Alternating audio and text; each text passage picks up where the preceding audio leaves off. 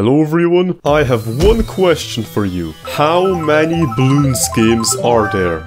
It's a simple question really. Bloons TD6 has a 6 in it. Therefore the answer is 44. There is 44 Bloons games. On the surface it seems absurd. How do you make 44 games out of a monkey throwing darts at balloons? But when you look into it, an interesting story is revealed. Some of these games are cornerstones in Flash history, and other games have become lost media. Some of these titles show us the benefits of good community interaction, while others are a lesson to never release your games unfinished. Otherwise you'll get something that has only lost players since launch. This is the history of Bloons, and it all started in 2006 when two brothers, Chris and Stephen Harris, decided to start creating video games. So the two went on to create the greatest game of all time, Cash Sprint.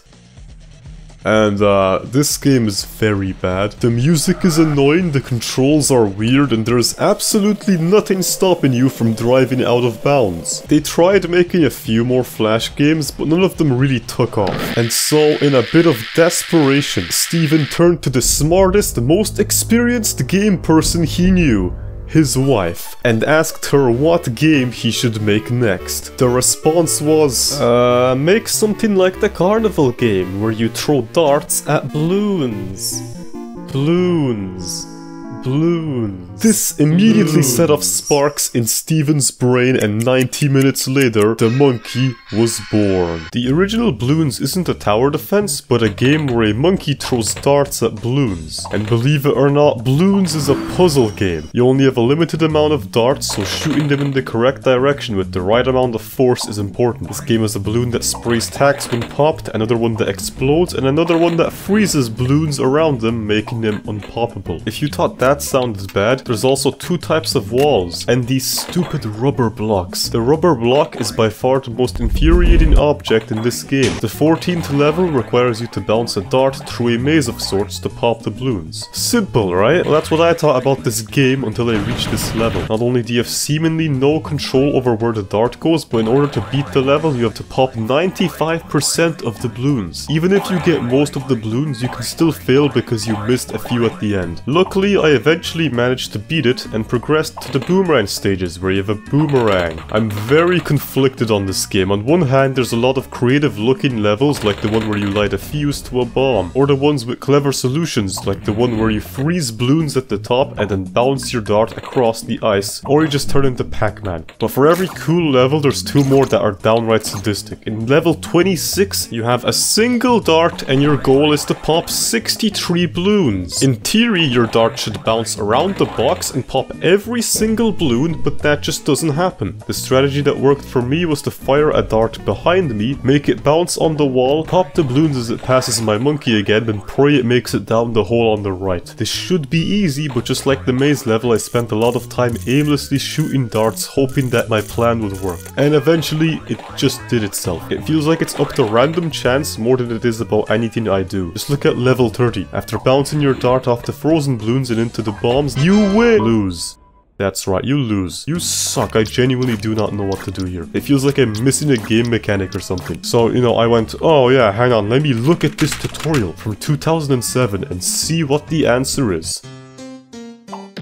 And then it's just this, like, what is that? This can't be how you play the game. Since Bloons became an instant hit, a sequel was made within 4 weeks to capitalize on this new audience. It introduces the lightsaber balloon, which pops balloons horizontally. The game has a few cool levels, but nothing too special to set it apart from the first one. It did make me realize a problem with it though. In level 7, you must narrowly avoid the ice balloons and pop them using explosive balloons. The problem with these types of levels is that there's no hotkey to reset.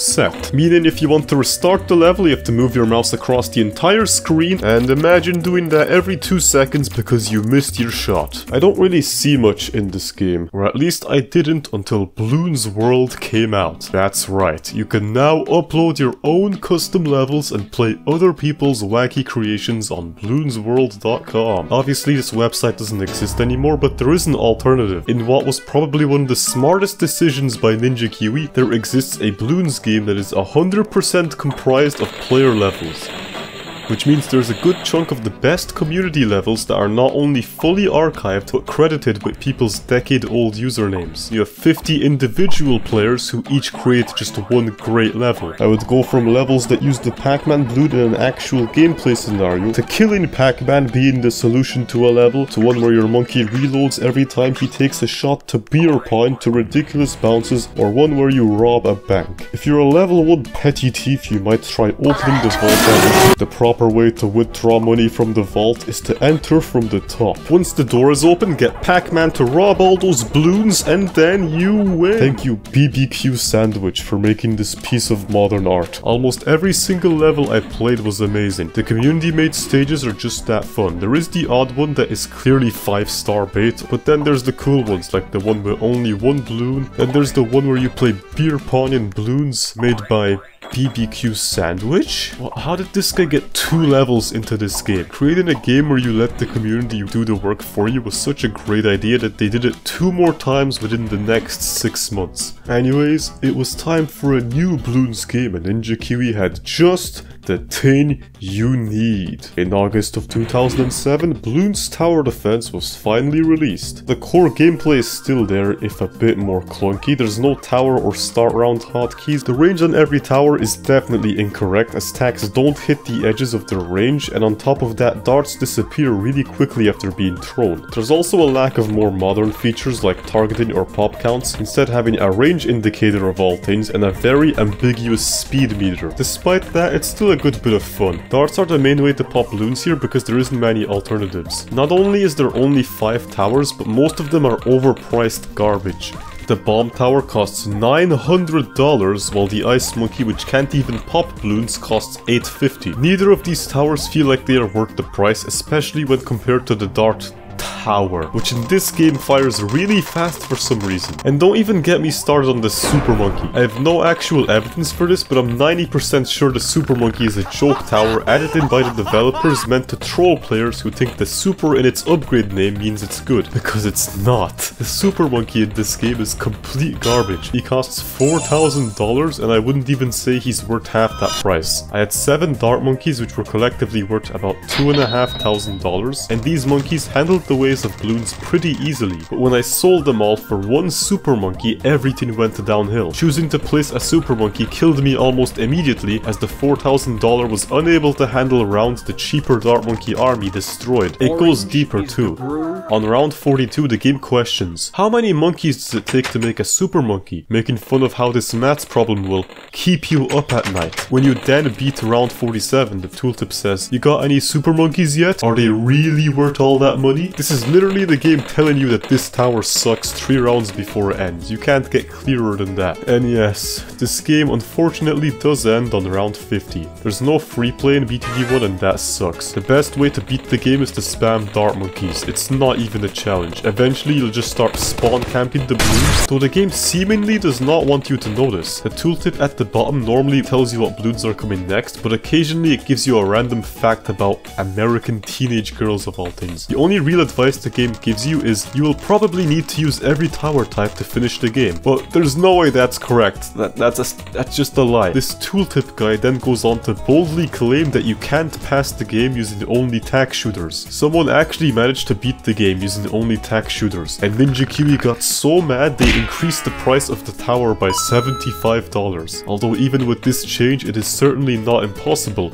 as would be proven 10 years later by some random guy on YouTube. This would be the beginning of an ongoing trend where Ninja Kiwi says something is impossible before some psychopath from the community pulls it off. Even I managed to complete this challenge, just not in the way you'd expect. By pressing tab you can move around the menu, and by pressing enter you can upgrade monkeys using the keyboard. For whatever reason, holding down enter lets you buy upgrades multiple times, putting you into negative money. By purchasing faster firing, this exploit can be used to create a hypersonic tack shooter which let me beat all 50 rounds with a single tower. This bug can be used on other things, though it's not very useful. You can give the dart monkey full map range, but he won't be able to use it since the dart disappears immediately after being thrown. Although you can increase his pierce to create what is essentially a BTD1 juggernaut. Another funny glitch lets you place towers on the track. By right-clicking a tower after selecting it, you can even place them on the menu covering the start button. Both of these bugs are still possible in BTD2. Oh, sorry, spoilers.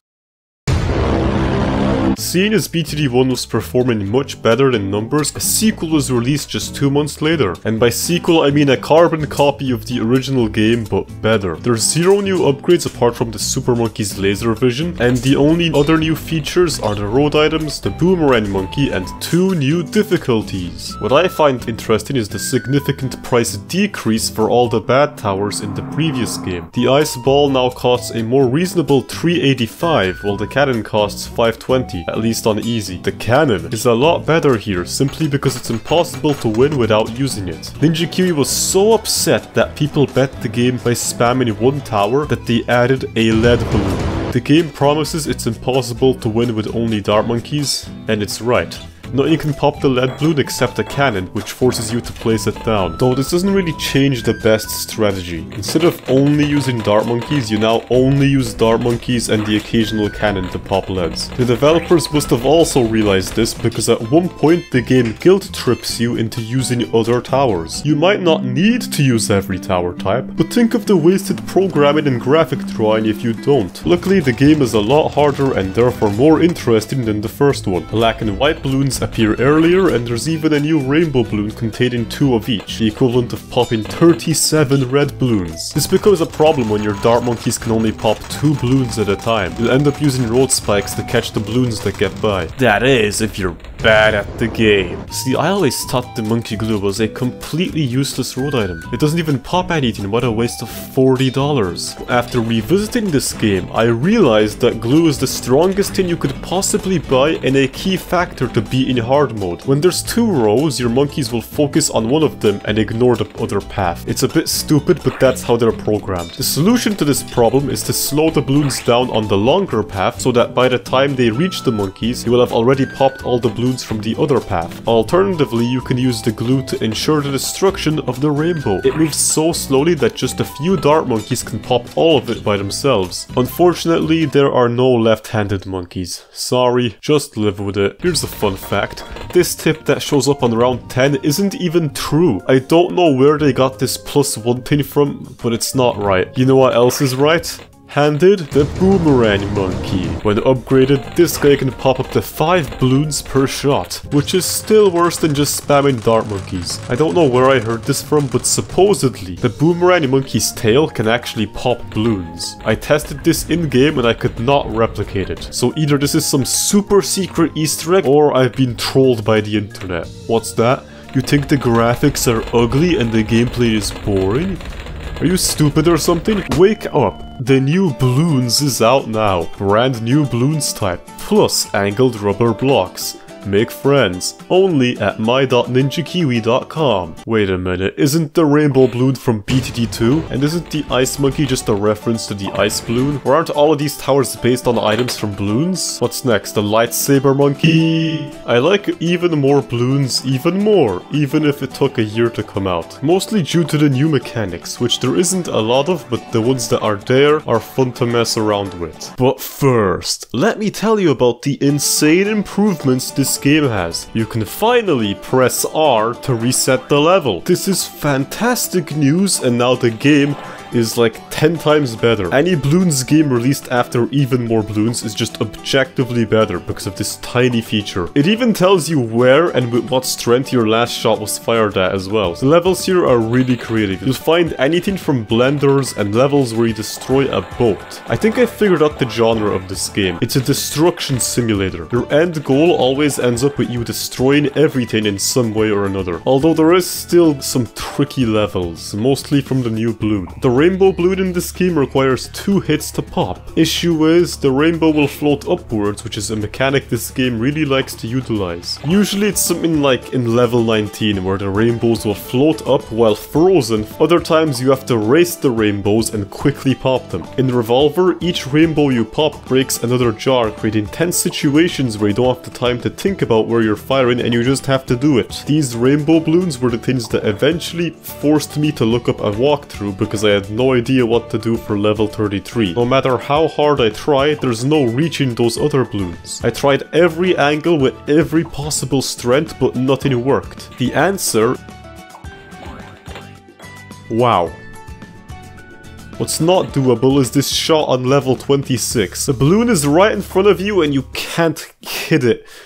That's it, I'm opening Bloons Pop 3. The next Bloons game is called Bloons Pop 3. And you might be wondering, where does the 3 come from? Where are the other 2 Bloons Pop games and why haven't I talked about them yet? The simple answer is that they don't exist. This is the first game in the Bloons Pop franchise with a misleading 3 added to the end. Or it would be called that if it existed. Bloons Pop 3 doesn't, I just made it up right now. Well, you think Ninja Kiwi is stupid enough to call the first game in a series the third?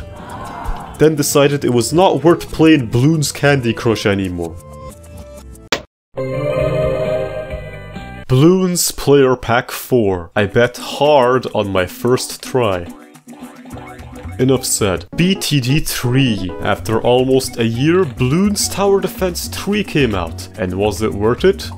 Yes. This game was so good in fact that it even got copyright claimed and the developers had to change its name from Bloons Tower Defense to BTD3. This Com2 US company trademarked the term Tower Defense in 2008. Every Flash game had to quickly change their name to avoid being sued in international court. Anyway, this game has 2 extra upgrade paths, 2 new monkeys, road item abilities, and 2 new balloons, as well as maps that can turn in circles instead of basic squares. Free play was also finally added. When the game ends, you're given the option to fry eggs on your overheating computer. And you can also spam spikes. This game made me realize how fun the road items are. These 3 items are their own subgenre of tower defense. The pineapple is capable of dealing with clumps of balloons and it pops 3 layers. It's cheaper than the road spike, making it more cost effective as long as you have the time to place it ahead of the balloons. The Moab is a new blimp added to the game, taking many hits to pop, and it drops 4 brown balloons which then split into 2 rainbows. Since most towers do 1 damage at a fairly slow pace, the Moab is basically unkillable. Luckily, road spikes do 10 damage a pop, making them the perfect tool for destroying Moabs. Also on a side note, while in later games the Moab became its own blimp with balloons in it, I love the implication that in BTD3 the balloons have developed missiles to help them reach the end. You can clearly see the 4 brown balloons riding on this surfboard thing. But no, really, Ninja Kiwi based this thing off an actual missile. The game mentions that it does not stand for Mother of All Balloons, rather Massive Ordnance Air Balloon. This is the exact same name found on the GBU-43B Moab Wikipedia page, but replace balloon with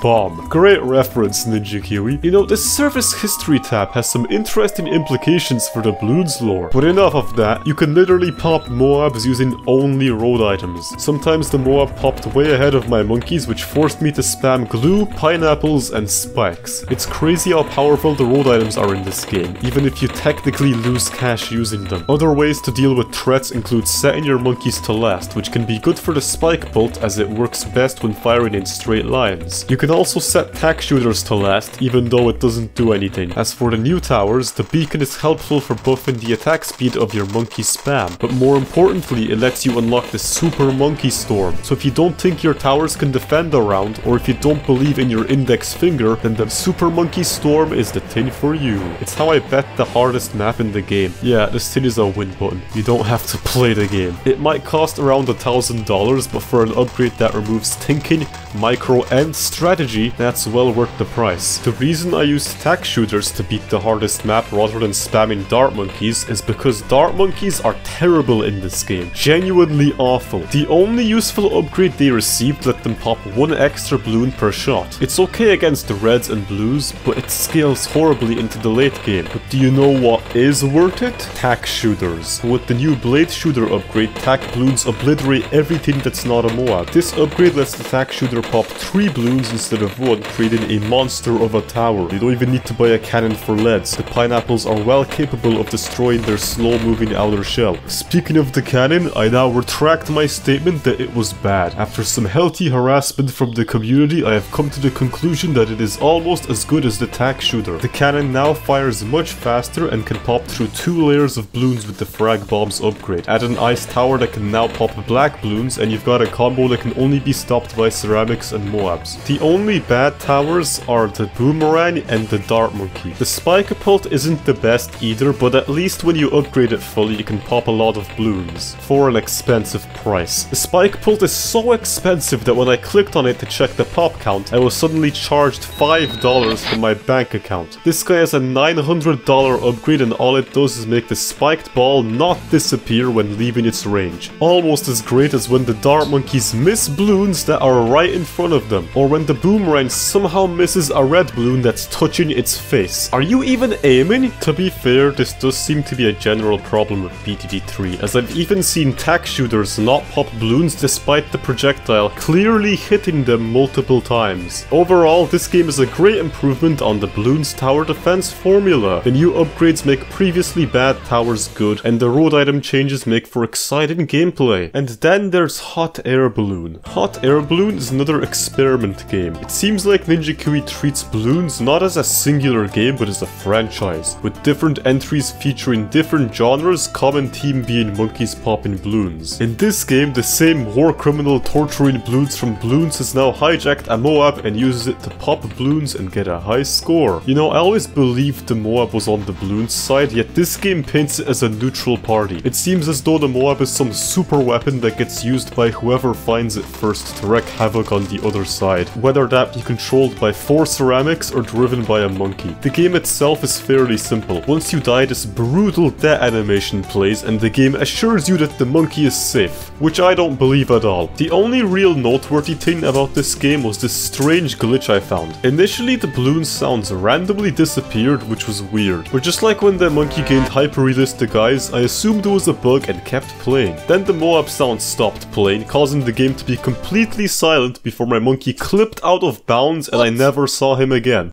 Now, Hot Air Balloon gets faster the longer you play the game, which is how it increases its difficulty over time. Since I lost all control of my monkey, I decided to see how fast the game would play if I let it run for 30 minutes. So what do you think happened? Did the balloons begin moving so fast that they began clipping into each other and warranted a seizure warning? Did the trees and clouds pass by so fast that only one was visible at a time? The answer is none of them. This is the end game of Hot Air Balloon.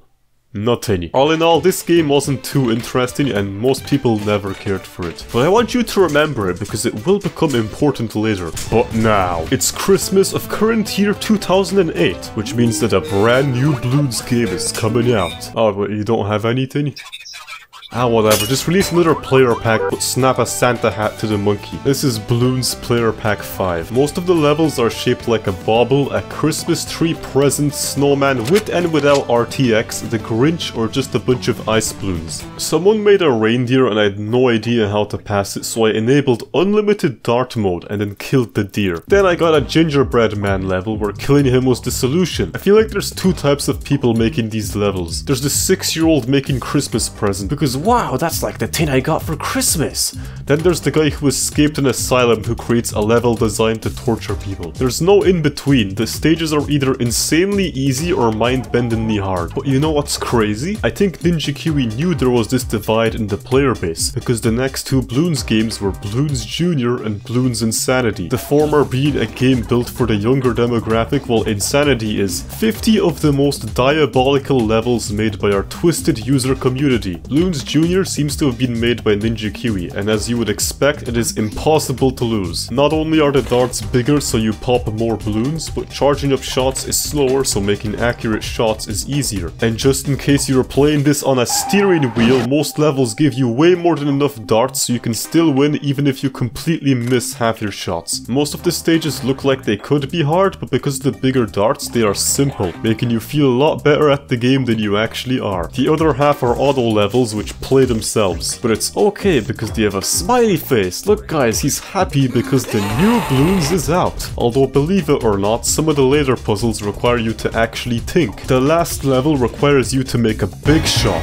and for some reason it's really hard. You have to pop every single balloon, meaning missing just one shot causes an instant loss. The hardest part was trying to leave this cave. The boomerang is so massive that it works against you. I spent a good 30 tries attempting to figure out how you shoot the boomerang out of here, but eventually But eventually, I did it. I finally bet Bloons Jr. and then the game thanked me for playing, which automatically puts it in the top 10 games of all time. I'm sure the other Bloons games did this too, but I wouldn't know. This is the first one I actually completed. But if it's difficulty I want, then Ninja Kiwi has the perfect thing for me. Alright, look, I was terrified of playing Bloons Insanity. I imagine it being what Kaizo Mario is to normal Mario, and for good reason. There is a walkthrough for the levels on the main menu. There's no better way of telling players your game is impossible than by adding a walkthrough inside of it. Despite that, I pushed on, and on level 1 I already began having problems. I imagine the developers had to remove the usernames just so they wouldn't get tracked down and killed for making evil levels. The only way to complete this is to fire at a really specific angle so your dart pops the jar, then hits this tack balloon, which then pops the rainbow balloon all in one shot. After that, you have to quickly take another super precise shot to pop the rainbow balloon before it floats away. Eventually though, I managed to overcome the first level of Bloons Insanity. Level 2 is not as hard, although it still took me a while to beat. Level 3 involves the mechanic of bouncing a dart off of frozen balloons, but then there's level 4. Level 4 was by far the hardest. In fact, it was so difficult that I stopped playing Bloons Insanity. Okay, I'm sorry. This level requires you to carefully bounce one dart multiple times across the tightest gaps in existence, all to pop a rainbow jar. Making one bounce correctly doesn't even guarantee the rest will work. Sometimes you get so close to the end and other times you instantly fail, despite me not being able to tell what I did differently. For this reason, I spent over 10 minutes slightly moving my mouse and then spamming the darts at every possible strength before repeating the process. After a while, I just gave up. I searched up a playthrough of these levels and I can safely say I didn't miss much. I don't think I'm alone either. If you look at the comments in this video, you find the creator to level 4, and not even this guy could beat his own level again after making it. How am I supposed to win if the creator himself can't pass it? I did a quick test with unlimited darts mode, and after you make that crazy shot, you then have to take a second one in order to pop the rainbow balloon. Even if I somehow made it past that first shot, the second one would have undoubtedly finished me. Luckily, I can play Bloons Tower Defense 3 on my 10-year-old iPhone because BTD iOS has just come out. All you need to know about this game is that it was removed from the App Store, and this video I found of a guy beating round 100 on hard. Sorry for the quality, my sister broke the good video camera. They also made an iOS version of Bloons which sounds horrible. Imagine trying to beat this level with your fat finger blocking where you're trying to shoot. No, it's time to play an actually good game, BTD4. Comparing BTD4 to the third game is like comparing a one-dimensional shape to a two-dimensional one. Or at least that's what I thought before I played the game again. It is ugly as hell. If 3 is a Flash game with developer art and 5 a game with an art style,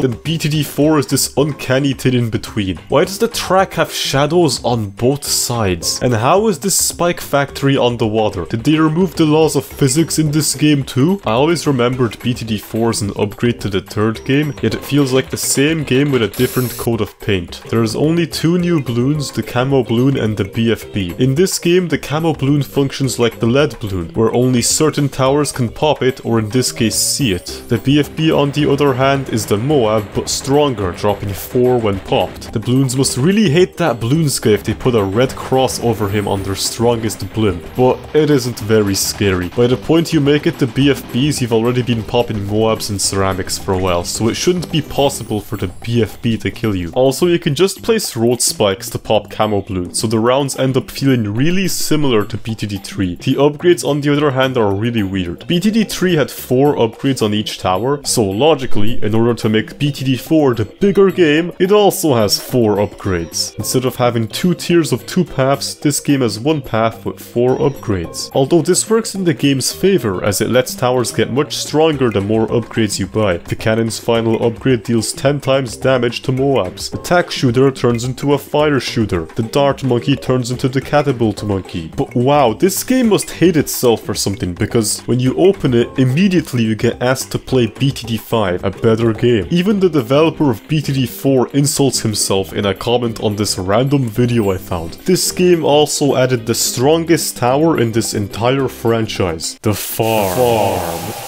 For only 1 grand, you can make $80 at the end of each round. You can then upgrade it for more money, which can be used to reinvest into more farms, and the cycle keeps going. After I filled the map with farms, I was making $8,000 per round, which is more than enough for me to buy random towers. That's the thing about farms. Because you eventually make so much money, you can spam terrible towers, and because there's so much of them, it will defend against the Bloons. This is also the first game to have music which isn't some royalty-free song. At least I think. The later games reuse the motive established here, so I assume it was created specifically for this game. But if that's true, I am unable to find credits for the person who composed it. My best guess is that it's a track called Volcano Party off a site called Getty Images Music. My only evidence for this is that someone got copyright claimed over using this music by the same website 29 times. But even that might be a dead end, as if you check the website yourself, you learn that the music was added after BTD4 came out, implying this is a false claim. There's also an improved targeting system, one for strong Bloons and one for weak Bloons, which I can't find a use for. Why would you ever want to hit weak Bloons? But by far the best change is the fast forward button, and hotkeys for every tower except the Spike Factory and Dartling, because I guess they're racist. This makes the game feel a lot smoother and faster compared to 3. If you don't want to wait 5 years for the red Bloon to reach your monkeys, speeding it up makes them move at the speed of sound, which will kill you if you're not careful. Pressing K for road spikes is also a nice addition, allowing you to pop leaking Bloons faster before you can die. Even better, the game gives you a rough idea of how many Bloons come next with the red Bloon equivalent stat, showing you the number of pops required to beat the upcoming round. There was also a custom map editor, but it has been purged from existence, so I can't really talk about it. And Sandbox, which allows you to test towers on any Bloon before using them in a real game. Though my favorite aspect of this game are the new challenges. The first one asks you to beat this easy map using only Dart and Super Monkeys. I went into this thinking it would be a cakewalk given how overpowered the Dart Monkeys tend to be, but I was proven very wrong. I died thinking Super Monkeys would defend anything, clearly forgetting how overpriced they are, before I began spamming Spike Pulled Dart Monkeys, and for some reason that worked. There are so many straight lines here that if you get enough catapults, they can handle anything you throw at them. The next one was even easier. Only Spike Factories and the Dartling Gunner. I didn't even have to use the Dartling Gunner. The best strategy here is to spam Spike Factories at the end and wait.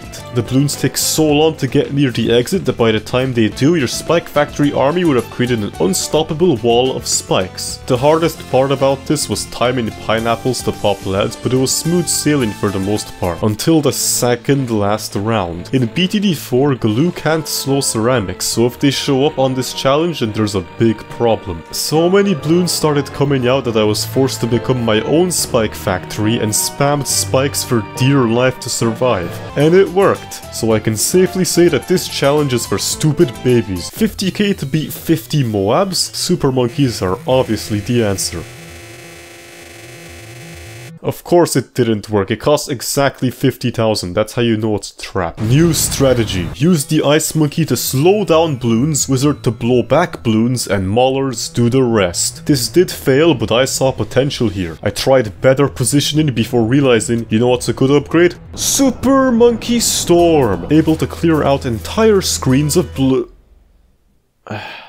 How did that do even worse? That's it. More Super Monkey Storm. What do you mean there's a cooldown? Okay, what about tax spam? Well, this did surprisingly well, so I combined it with the Ice Monkey and got even closer to winning. Then I added Super Monkey Storm to the mix and got even further from the solution. I tried a bit more random variations of this strategy, but nothing was working. Not even close. This is when I got desperate. What about, oh, I don't know, Ace? Let's try spamming the Monkey Ace. The tower is pretty bad as it can't aim, and the only advantage I saw in it was how the hell did this work?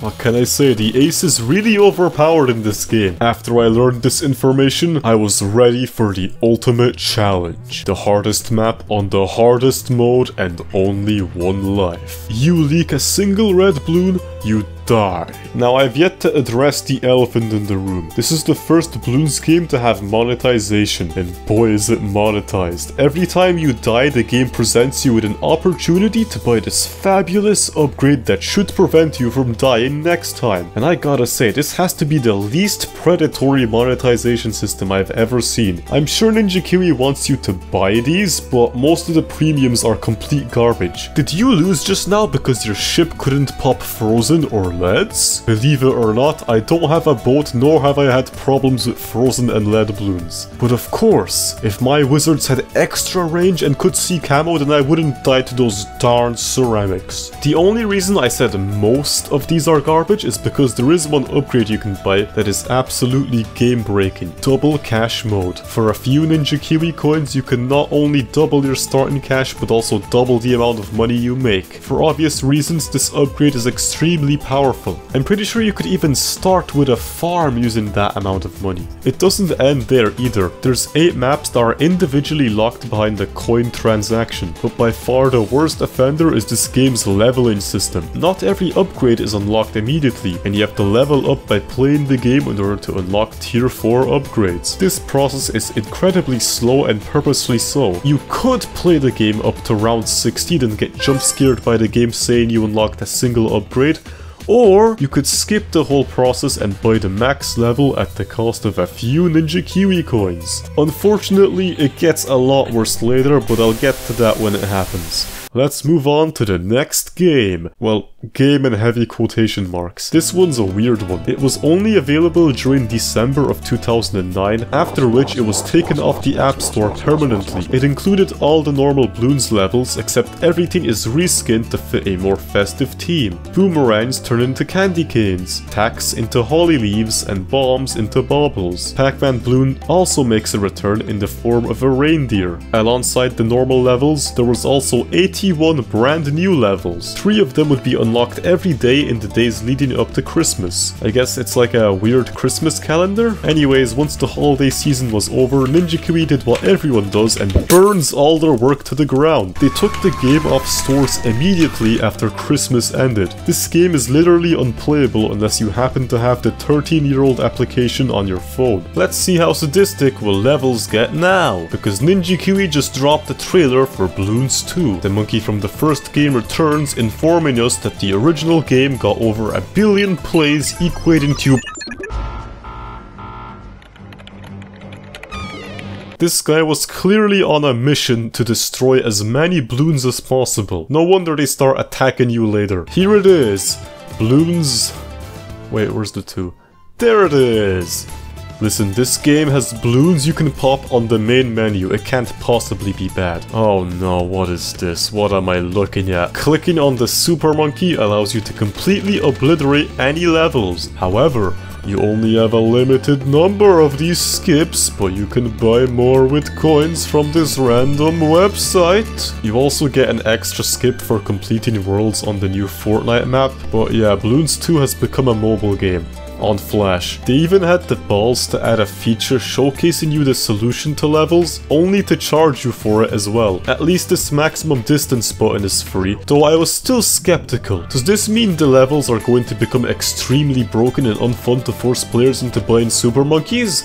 Surprisingly, no. There are 96 levels in this game and the vast majority are really well made. There's new music and you know what, let's not talk about it. They're all 10-second loops and it drives me insane. The new mechanics work really well. There's layered balloons, moving balloons, and a bouncing block that disappears. Level 19 asks you to use 1 dart to mine down to this single red balloon. Bounces in general feel more natural. In Bloons you could throw a dart and have no idea why it went where it did, while the bounces in Bloons 2 make more logical sense. But by far my favorite new mechanic is the upside down balloon. Popping this one flips gravity, causing everything to fall in the opposite direction. Some of the best stages in this game utilize this concept. Level 50 gives you 1 dart to pop all of these balloons. After a bit of precision, you can fire a shot that hits multiple anti-gravity balloons in order to beat the stage. The developers were so proud of this level that they did the same thing not once, but 2 more times. Another great feature is the Monkey Ace. Popping the plain balloon lets you summon the Monkey Ace, who must be made out of paper because touching anything causes him to explode. Though my favorite levels are the more ridiculous ones. Here you play Minecraft and have to dig your way to the balloons. I can't believe no one's thought of this concept before, it seems so obvious now. There's also the level where you must somehow shoot 2 darts at the same time, or a full-on speedrun level where you must pop the balloons before they get frozen. While these are difficult, finally beating the stage is satisfying. Of course, just use the rubber wall to delay one of the darts by a bit so you can time the other one.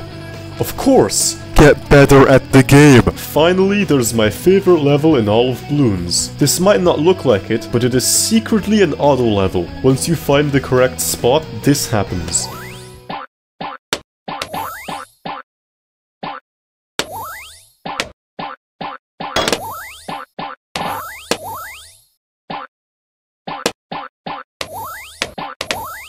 I think this is the first time I was genuinely impressed by an auto level. This is insane. Unfortunately, not all stages were created equally, and here comes my biggest problem with Bloons 2. The later levels are awful. Just look at the video. Does this look fun to you? Bloons 2 is a good game in the beginning, but starts to lose its charm later on. I would assume the custom level creator was also great, but I can't access any of the levels, so I wouldn't know. Since the spin-off of Bloons became more popular than the original game, more side games based off of Bloons got created. And that's how we got this abomination. Bloons Super Monkey is an arcade style game where you fly a super monkey, pop balloons and collect blobs to upgrade the super monkey, then repeat. If you don't pop enough balloons, you die. I mean, what else would this broken cape indicate? Unlike the previous games, you can't buy a bomb that skips the level for you. That now happens randomly, though you do not need to rely on the bombs, as the upgrades are more than powerful enough to win by themselves. The top path increases the darts you fire, while the middle path gives you boomerangs which eventually turn into deadly bombs. And the bottom path... we don't talk about the bottom path. The most engaging part of this game are the various balloon formations. In stage 2, even the red balloons start moving so quickly that you have to actively follow them in order to beat the level. Because remember, if you don't reach a certain number of pops, you lose. So the game pulls a lot of tricks to stop you from getting pops. Those tricks range from the balloons becoming hypersonic, or these arrows which indicate where the next balloon-made arrow is. This later turns into a memory game. What's even smarter is this level where the ceramic balloons surround you in order to prevent you from popping balloons. But yeah, not much else to say here. After a few Moabs, the game ends with a BFB boss battle where ceramics are flying everywhere, but by this point you have 2 tiers of upgrades maxed out, so that doesn't matter too much. Bloons Super Monkey seems more obsessed with high scores than it is with being difficult. The Bloon Pop goals aren't too hard to reach if you follow the balloons, but what is hard to get are these trophies. After the mandatory goal, there are 3 more optional ones if you are somehow good enough to pop every single balloon on screen. That's pretty much all on this game, though. Wait a second. Who is this guy and why is he in the monkey game? There is a person in this game. There have been literally 0 humans before and after this point. Yet this Nightman is here chilling inside an ice cube. Who is this guy? Hell, where did they even get this art from? The style is so different from every other game they've made. It looks like a children's coloring book. I have so many questions but 0 answers, so I'll move on to something big. BTD4 just got an update 12 years ago. This expansion is admittedly small, but hey, at least no new premiums were added. 4 new maps, 2 towers advertised as new even though they were in the last game, and deflation mode, as well as some specialties that make some towers cheaper and others more expensive. I was going to play on the new hardest map, but then I realized how boring the gameplay of BTD4 is and didn't. Yeah, this update did not change my opinion on this game at all. It was developed to quell the overwhelming demand for a new Bloons tower defense, and since BTD5 was still a year away, the expansion pack was the next best thing. I will say though, I really like the Monkey Temple map. Not only does it look cool, but there's an Easter egg here. Once you get $30,000 and 40 monkeys, do you want to activate the Monkey Temple? You will not be given another chance. Selling your soul to God will create the most powerful tower ever and becomes a staple in the next few games. Even a BFB, the strongest Bloon in the game, is no match for it. Although spaced out BFBs will definitely overwhelm the temples, so while it's not a free win card, it is something you should definitely purchase. I mean, come on, your soul's worthless anyways. Now I'd like to talk about the only game on here that is basically lost media. Hot Air Bloon was released as a completely new game on November 3rd, 2010. Issue is, the only, and I mean only, evidence I have of its existence is this random trailer for the game posted 12 years ago. The game seems to take place on an island similar to Bloons 2, where you fly a blimp through 7 different areas. I'd assume there's some new mechanics, but the trailer doesn't show much, other than boss battles, though I have no idea how this fat bee is supposed to have any chance against a monkey with a missile. Presumably there would have been bosses for every world, seeing as you fight the prankster whale in an ocean area. Now you might be like, well, what's the main goal for this game? Do we finally have a reason as to why the Bloons and monkeys are working together? The answer? You must rescue your true love from the sinister Monkey Baron. Wait, what? What Monkey Baron? Is there evil monkey politicians in the Bloons world? Why is there dart monkeys firing at the monkey? I thought you guys were on my side. Why am I working with the Moab anyway? Does the Moab have a true love he's rescuing as well from the evil blimp baron? I have so many questions about this game and absolutely zero answers because this seemingly lore-heavy game has no trace anywhere on the internet. As far as I know, the only way to retrieve any footage of it is to hope someone still has the game on their phone, and that's exactly what happened. 11 years later, this absolute legend uploaded some gameplay of it, and instead of talking about the intro, I'll just show it to you because it's just on another level.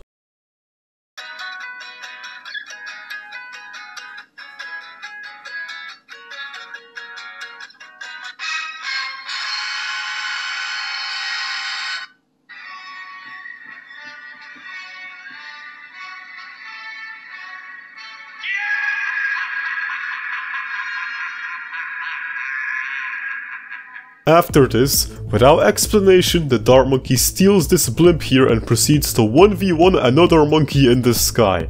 In the first section of the game, already you're forced to kill another monkey. Unfortunately, the footage kind of ends there, and we don't get to see what the sinister Monkey Baron actually looks like. It goes to the second stage where you fight the snowman, and I kid you not, the way you defeat him is by waiting for him to melt in this snow-filled area. Great game, 10 out of 10 story, would not recommend. Bloons 2 Christmas Pack. Bloons 2 Christmas Pack. This game returns to the classic formula of giving you 50 levels to beat, as well as the return of unlimited darts mode. And crazy enough, everything here is Christmas themed. The items are all reskinned into festive props, and the monkey ace turns into Santa Claus. There's actually a lot of Santa in this game, mostly because the levels insist on giving you way more power-ups than you need. On level 30, I had so many boomerangs that my inventory was filled with them even after popping 100% of the Bloons. Okay, but the level where you actually make Santa deliver presents was... Wait a minute.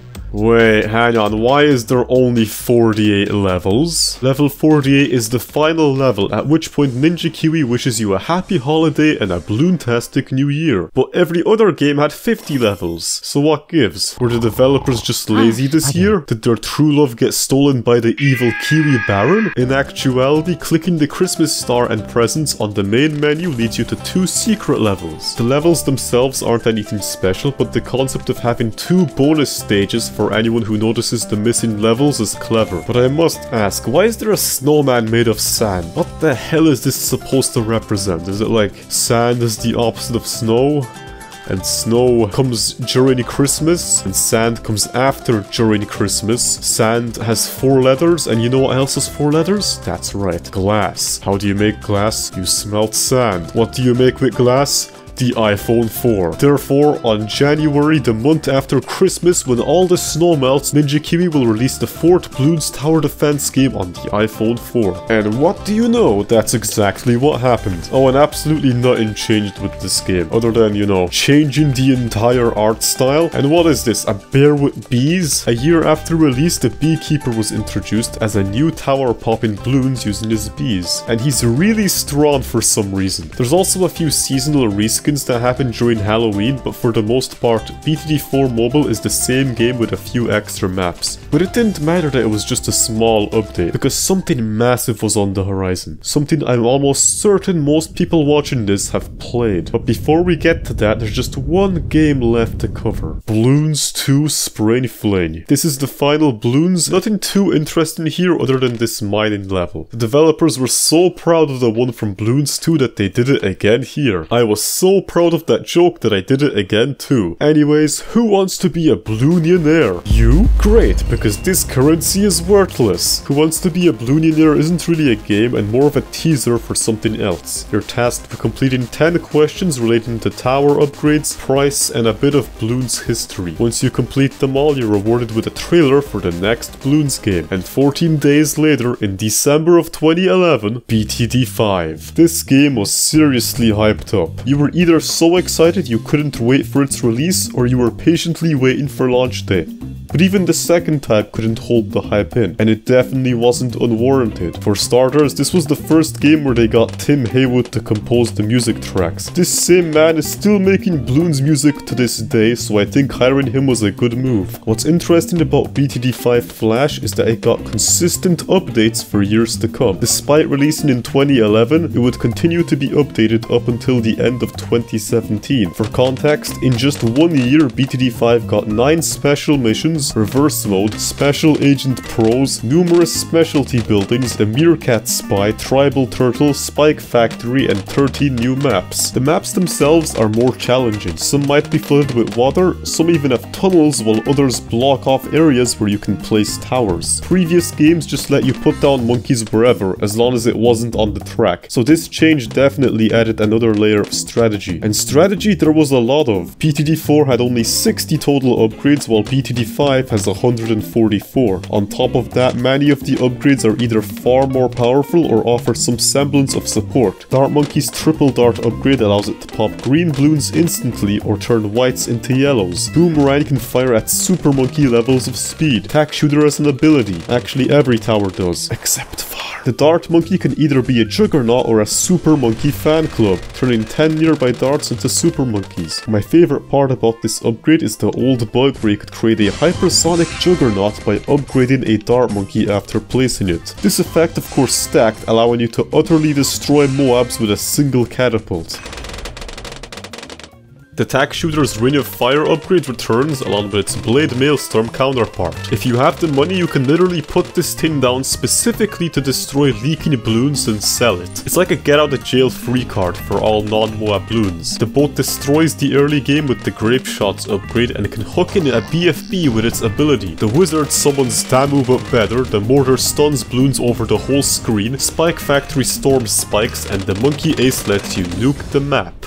It's pure fun to see a bunch of wacky ideas thrown together to defend incoming balloons. The upgrades are always so creative that you almost want to purchase towers just to see what they would do. This leads you to the late game where you begin to have no idea what the hell is happening on screen. I really like the new towers as well. The Sniper Monkey explores the concept of a full map range tower that can completely stun the strongest balloons, while the Ninja throws projectiles that follow balloons, which is extremely strong, especially when you upgrade him to throw 5 shurikens at once. The Ninja also has a flash bomb which stuns balloons and an ability that halves the speed of everything for 15 seconds. Meanwhile, the Sniper will drop a supply crate full of cash and oh my god, this is awful. I paid so much for this tower and you're giving me a few $100s in return. Is this a late April Fool's joke? Because why would I pay so much for this garbage supply crate when I could buy a farm? The farm is absolutely busted in this game. It now produces a certain number of bananas that you must collect. The bank path is pretty much worthless, but that doesn't matter when the factory mass produces all the money you need. It helps that you can place down a village, the New Monkey Beacon, to reduce the cost of expensive factories by 10%. The developers for some reason thought that giving the village discounts on every upgrade was a good idea. By just placing down an unupgraded village, you can save $10,000 on the strongest tower in the game, the temple. They turned the Easter egg from 4 into the final Super Monkey Path, and it is awesome. The strength of the temple entirely depends on what you sacrifice to it. But when you finally get the money, it's all worth it. Nothing can get past this guy. And, well, what did you expect from the tower that's God himself? You can get multiple of these guys, which is fun. Just be careful not to accidentally sacrifice a temple to another temple, otherwise you lose a Blooninian dollars. But can it handle the new strongest Bloon? A blimp so massive, so humongous that it holds 4 BFBs inside of it. This is the ZOMG. And you can insta-kill it with the submarine's ability. The monkey sub is another new tower, although weirdly enough it wasn't here at launch. It took 4 years for them to add another tower to the game, but wow is it amazing. For a cheap cost you can get this upgrade called Advanced Intel. So advanced it can shoot balloons in the range of other towers. It can even see camo balloons as long as the tower it's using also sees camo. And yeah, in this game camo balloons aren't their own balloon, but a full-on type. So what do? You decamo them. The submarine submerge option lets it reveal camouflaged balloons to other monkeys. So does the mortar and the village. But God himself doesn't? What sort of logic is this game following? Wait, I take that back. This game has co-op. That automatically puts it in the top 5 games of all time. Well, kind of. Although playing Bloons Tower Defense with your friends is a nice idea, the lag would be unbearable. Sometimes you'd get stuck on a round unable to start the next one because your teammate's 1992 computer has yet to finish the previous round. The lag would be so bad that balloons would even get popped by seemingly nothing. But it's okay because it introduces the legendary feature of typing to your teammate. If he even bothers to connect, that is. Well, whatever, my special agent friends would never leave me. Never mind, I'm all out of monkey money. The special agents are a type of tower purchasable after beating a few maps, one of them being the beekeeper from BTD4. You can't upgrade these guys and their only purpose seems to be to skip a few of the early rounds, though there is also some support ones like the pontoon and portable lake, allowing you to place water towers on land and vice versa. What's cool about the special agents is that using enough of them will permanently unlock a stronger variation. After blowing all of my monkey money on 50 pools, it transformed into something crazy. A pool with a different color. This pool contains a sea monster of sorts that sometimes attacks the balloons. Great ability. But enough of these dumb power-ups. You have agents that play the early rounds for you, a super monkey storm for the later rounds, and even specialty buildings to make certain good towers even stronger. I get the feeling people were getting sick of being treated like babies who can't play the game without premiums. Because out of nowhere, the community banded together to create the hardest game mode known to man, Naps Frills. Don't let the silly sounding name fool you. This is an absolutely devastating rule set that simply means no agents, premiums, specialty, farming, road items, lives lost, or selling. Not only can you not cheese the game with monkey money, but neither can you farm, which is how I bet the hardest maps in the game. The person who came up with this idea must also be evil, because leaking just one red balloon is enough to make you fail, and you're not allowed to use road spikes due to the rules. If you hate yourself just the extra bit more, try doing this challenge on the new extreme tracks. Normal difficulty settings look like this, yet when clicked on an extreme map they turn scary. You know this mode is difficult when the easy mode monkey looks like he survived a war. The hardest extreme map is Tar Pits, where the balloons have 5 entrances and exits in their own respective tiny circles. The reason I call it the hardest map is because I'm pretty sure the Naps Frills challenge is impossible here. I spent so long looking for even the slightest hint of someone achieving this, but the best I got was someone doing it without agents, someone who did it on easy with only specialty buildings, and another guy who did only the naps part and afforded multiple temples. However, because no one could do a full Naps Frills run of this map, I award it with the hardest map in the game award. But let's say you don't want to spend your time dying over and over again due to self-imposed rules. Something different from the normal gameplay without being overly challenging. Don't worry, Ninja Kiwi has you covered. Special missions make a return in 5 and they don't work in the archive. It's fine. I will talk about these later even if they aren't available in the virus version. A similar thing happened with the daily challenges, which I think are one of the coolest parts of the game. A large part of previous Bloons titles is the custom community levels, so having players submit challenges that you can play is nice. My favorite one is the one where the farms band together to pop all the deadly red balloons that appear on round 100. Another funny one is the May 22nd, 2016 one, which has nothing to do with the challenge itself, but rather the hacked challenge that appeared in its place. Someone hacked into the Ninja Kiwi servers and added this monstrosity as the daily challenge. Obviously, it was quickly removed, but it's funny to think that for a short time you were able to get 420,000 XP for beating round 200. Somehow the daily challenges just kept getting made until 2018 when the final one appeared. By this point, BTD6 would have been released, and yet they were still adding user-submitted challenges every day to the Flash version. Realistically, it was just one guy doing the work, but man, that guy is epic. Flash was about to die, and this guy still actively updated the game. I wonder how Ninja Kiwi plans to top this game. I mean, it took over 2 years to develop. Anything Bloons related that comes out now is going to pale in comparison. You can't beat the game that gives you the dirty hacker detected screen if you're caught cheating. This is real, by the way. They actually put this face into the game. In just 2 days after BTD5, we got Bloons 2 Mobile. There is a few differences between the Flash and mobile versions, but they are minor. The main one being the replacement of harder levels with easier alternatives, which might actually make this game fun. I don't know. You can't play it anymore unless you have an ancient Apple device. If you do happen to play it though, you'll be cursed with the same music looping over and over again because they forgot to port the different world themes to the mobile port. Then a few months after the release of Bloons 2 Mobile, they decided to also port the first game? What? What? No.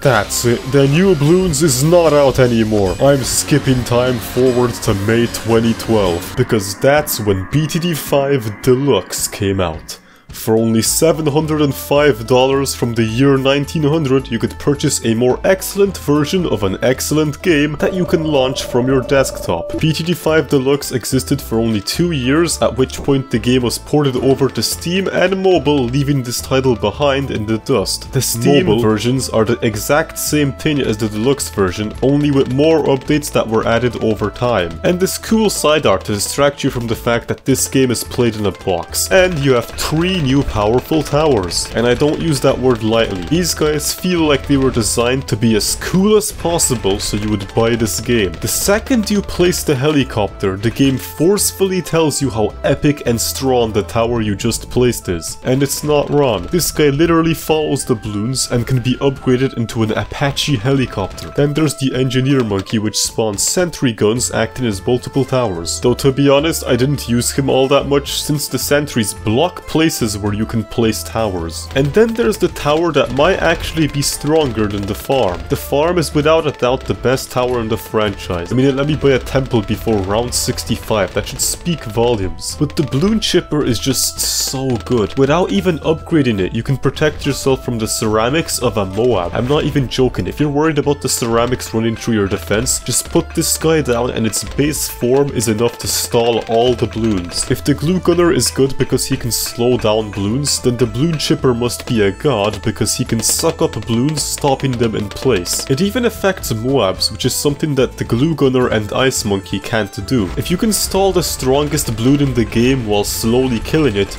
then you might be a good tower. This isn't even the balloon chipper's final form, but we'll get to that later. Mastery mode. Instead of these boring self-imposed challenges, you can now play BTD5 except every balloon is 1 rank higher than they normally are. Though at least farms aren't banned. Imagine the nightmare this would be if you had to play with normal amounts of money. Unfortunately, I couldn't play through mastery mode on camera, as for some reason the game requires you to get all medals on 17 easy maps first, along with 39 bronze medals from other tracks. Now, if this sounds grindy as hell, then you'd be correct. But you might be thinking, oh, well, clearly that limitation is there so that you learn the game's mechanics and unlock the towers before you can play the hardest. You naive fool. Clearly you didn't read the fine print. After doing all this time wasting, you unlock mastery mode for beginner maps.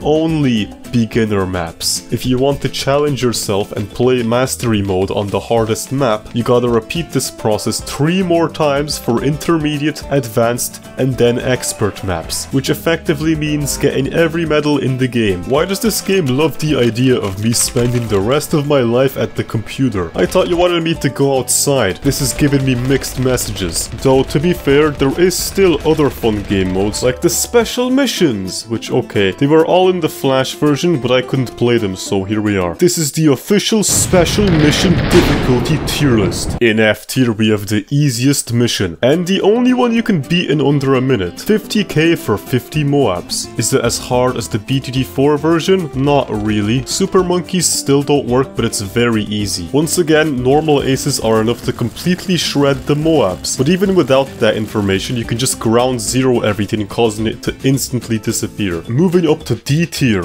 we have missions that are still very easy, but can't be bet in the snap of a finger. Protect Monkey Town is exactly what you think it is. Protect the village from the Bloons while you exploit the free village for discounts and extra money. I tried sacrificing the village to a temple, but it didn't work, so for that reason I'm moving it down to F tier. Covert Pops has only camo and special agents only bans every tower, making money completely useless. I don't think I've ever seen something so blatantly pay to win as this mission. It's not really hard, but it does make me wonder if there's an alternate universe where we have turtles popping balloons instead of monkeys. So for that reason I'm moving it down to F tier. C tier. Now this is the tier that separates the men from the slightly smaller men. In Full House, you can only place down 5 towers at a time, which sounds hard but really isn't. Then there's Short-Lived, which gives me existential dread. Any monkey you place down dies after 10 rounds. That's no exaggeration, just look at the image of the mission. The best way to beat it is to spam cheap towers that are effective, so you don't lose money due to your monkeys constantly ditching you. This of course means spamming as many triple darts as possible, and then you win. Someone should make a tower defense game where your towers dying is a core mechanic. Actually, please don't. It is terrifying going AFK for a few minutes and coming back to an empty screen. Another cool mission is No Escape. There is no exit for the balloons, and instead they keep looping around this circle forever until you pop them. If the round lasts for more than 30 seconds, then you start losing lives. It's a fun idea, though it doesn't last very long. And due to the ridiculous amounts of money you gain, the best strategy ends up being spamming ground zeros. In There Can Only Be One, there can only be one of each tower. In Wizard Lord, you must sacrifice your towers to the wizard or he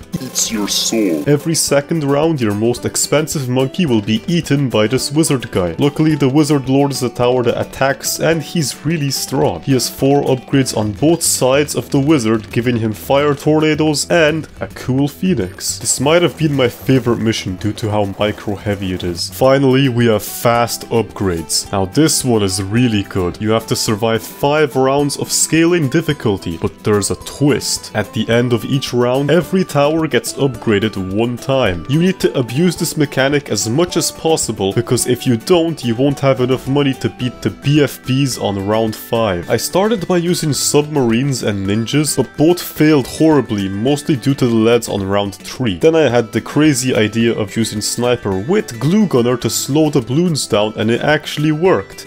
A cheap ice tower gets upgraded into a strong ice tower, and then I use a ground zero for the last round, which fails. The BFBs are definitely the hardest part. You really do not get any money in this game mode, so the strongest tower ends up being the one you placed on the first round. No matter what I tried, I never even got close to popping the BFBs. That is, until I remembered the Dart Monkey. Triple darts are so cheap to buy, yet the upgrade afterwards is Super Funky Man Club, which completely destroys the BFBs and lets me win the mission. Easy C tier. On B tier we have nothing because I already did all the missions, you stupid. Overall, 5 is the first game that actually feels like a game I would regularly play, rather than a Flash title you revisit for nostalgia. You have fun gameplay, cool missions with a little bit of grind on the side. But what's most interesting to me about this 10-year-old game is that it still gets updates to this day, despite there being a BTD6 and multiple other titles that have come out since. They aren't the craziest thing, but an occasional new map tells me that someone at Ninja Kiwi is still working working on this game, which is insane. I mean, they hosted a map competition before. You could literally just open Microsoft Paint, draw a few lines, and boom, you've just created the new Halloween map. Unfortunately, there's no user-submitted challenges because it's been replaced by an AI that spits out random challenges every time you come back. Earlier, I said that the Steam version of BTD5 has all the features of the deluxe version, but that isn't true. There's small stuff like the watermelon spinner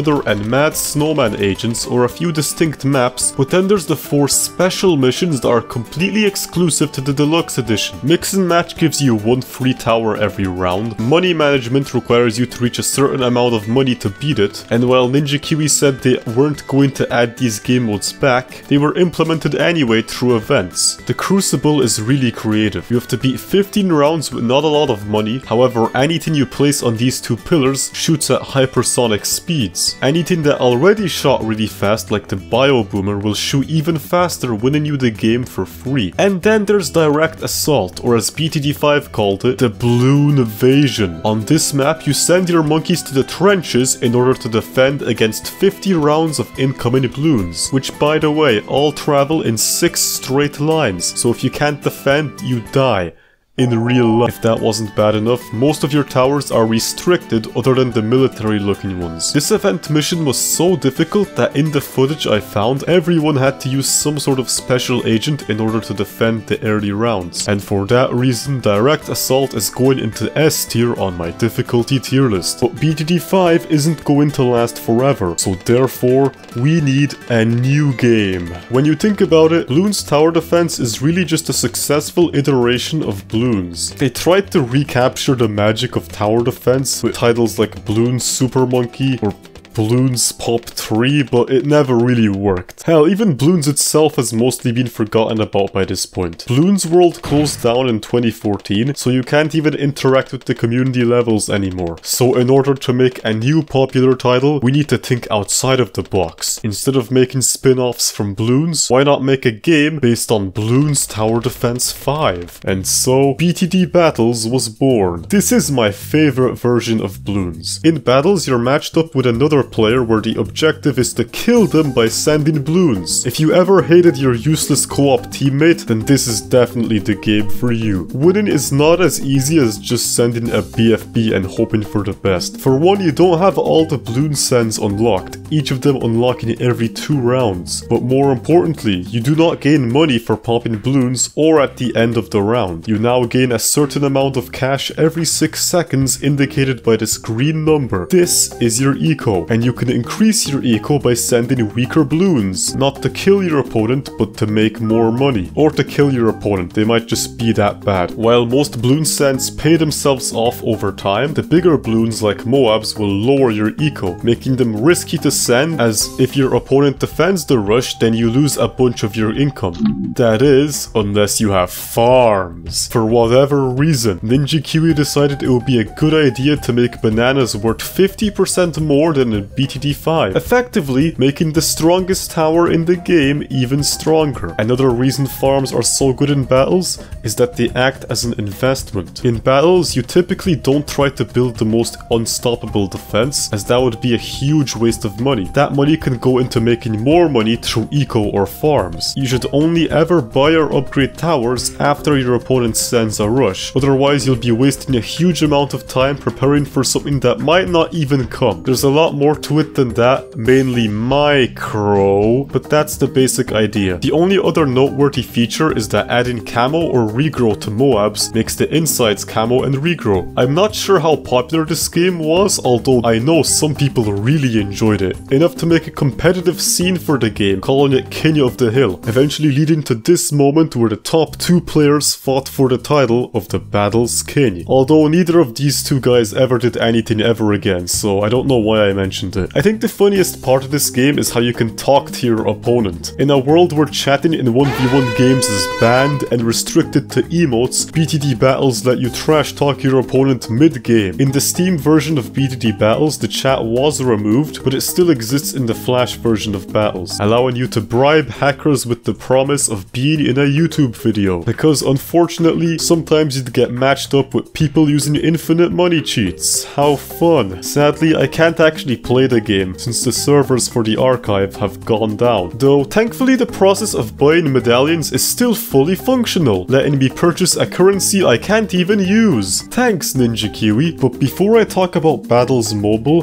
it's time for Bloons Super Monkey 2. They forgot to monetize the last one, so they made a sequel. The original game was already fun by itself, but this one is even more so. This is basically the same game with more stuff and a story. And by that I mean you don't have to beat the game all in one go, rather slowly beating all the levels through 4 worlds. If you're so smart, Mr. Monkey Man, then why don't you play the game yourself, huh? If you run into a situation where you can't beat the balloons, then you'll have to replay older levels to level yourself up. And wow, these levels are pitifully easy once your Super Monkey is close to maxed out. The balloons got vaporized the second they came on screen. It looked like the balloons were making the shape of bees, beehives and birds, but I honestly can't tell with how fast they disappeared off screen. What I like most about this game are its new balloon types. In the first area, a new type of balloon is introduced, that being the shielded balloon, taking 5 extra hits to pop and can push the player around should they come in contact.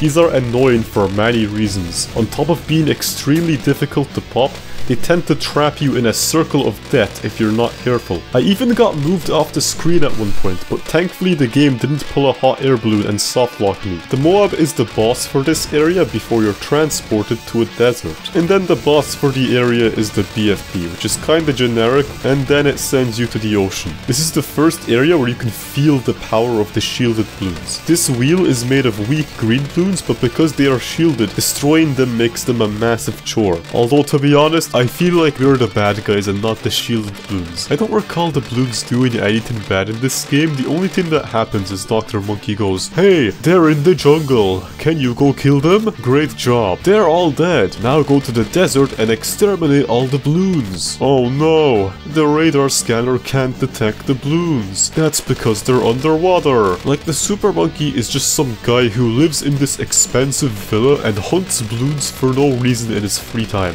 Balloons, which by the way tend to form together into shapes of various animals. The boss of this area appears to be a squid made of balloons. However, upon destroying the outer layer, it's revealed that it was a squid-themed blimp all along. They could have easily gone with the easy option of boss equals ZOMG, but they actually added a new balloon type to this game, which is cool. After an easy boss fight, you end up in the final area, which is once again Mount Magma. I haven't mentioned it yet, but the music for this game is so unexpectedly good. Like, this is the game where the title screen looks like this, and the music is just...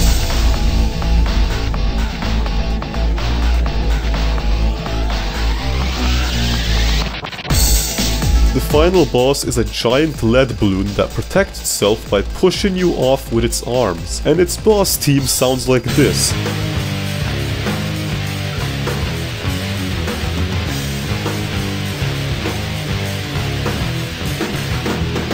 Like, calm down, man. This is the game where a monkey throws darts at balloons. You didn't have to go this hard. But back to Battles. The mobile port of the game just got released. The biggest change is the new Tower Boost and Bloon Boost. These powers are so powerful, I now get war flashbacks from the Bloon Boost sound. You can make your towers attack faster or make the balloons move faster for a limited time before a cooldown is applied. And you're only allowed to use 3 in each game. What seems like a simple feature completely changes how you look at the game. If your opponent balloon boosts a rush, it's usually a good idea to tower boost so your monkeys aren't at a disadvantage. But what happens if your opponent sends you a big rush without balloon boosting? You could just not tower boost and save one for later, but that is a lot of balloons, so I'll do it anyway. That was so easy. And then this stuff gets boosted at you and you can't do anything because it's on cooldown and you die. Wow. This is a common strategy used to kill people. Send them a few smaller balloons to make the opponent panic, causing them to boost, before you balloon boost them the actual rush. The other new powers are these 3 road spikes, which you can use to pop all the round 1 balloons in order to rush a farm as early as possible like the rat you are. If you thought $30 per banana was absurd, then wait till you find out that in this game they're $60. 60! If your opponent sends you absolutely nothing the whole game, you can even get a factory up before Moabs are unlocked. That is a huge money lead. What will you do now, Reddit Maxwell.png? Oh.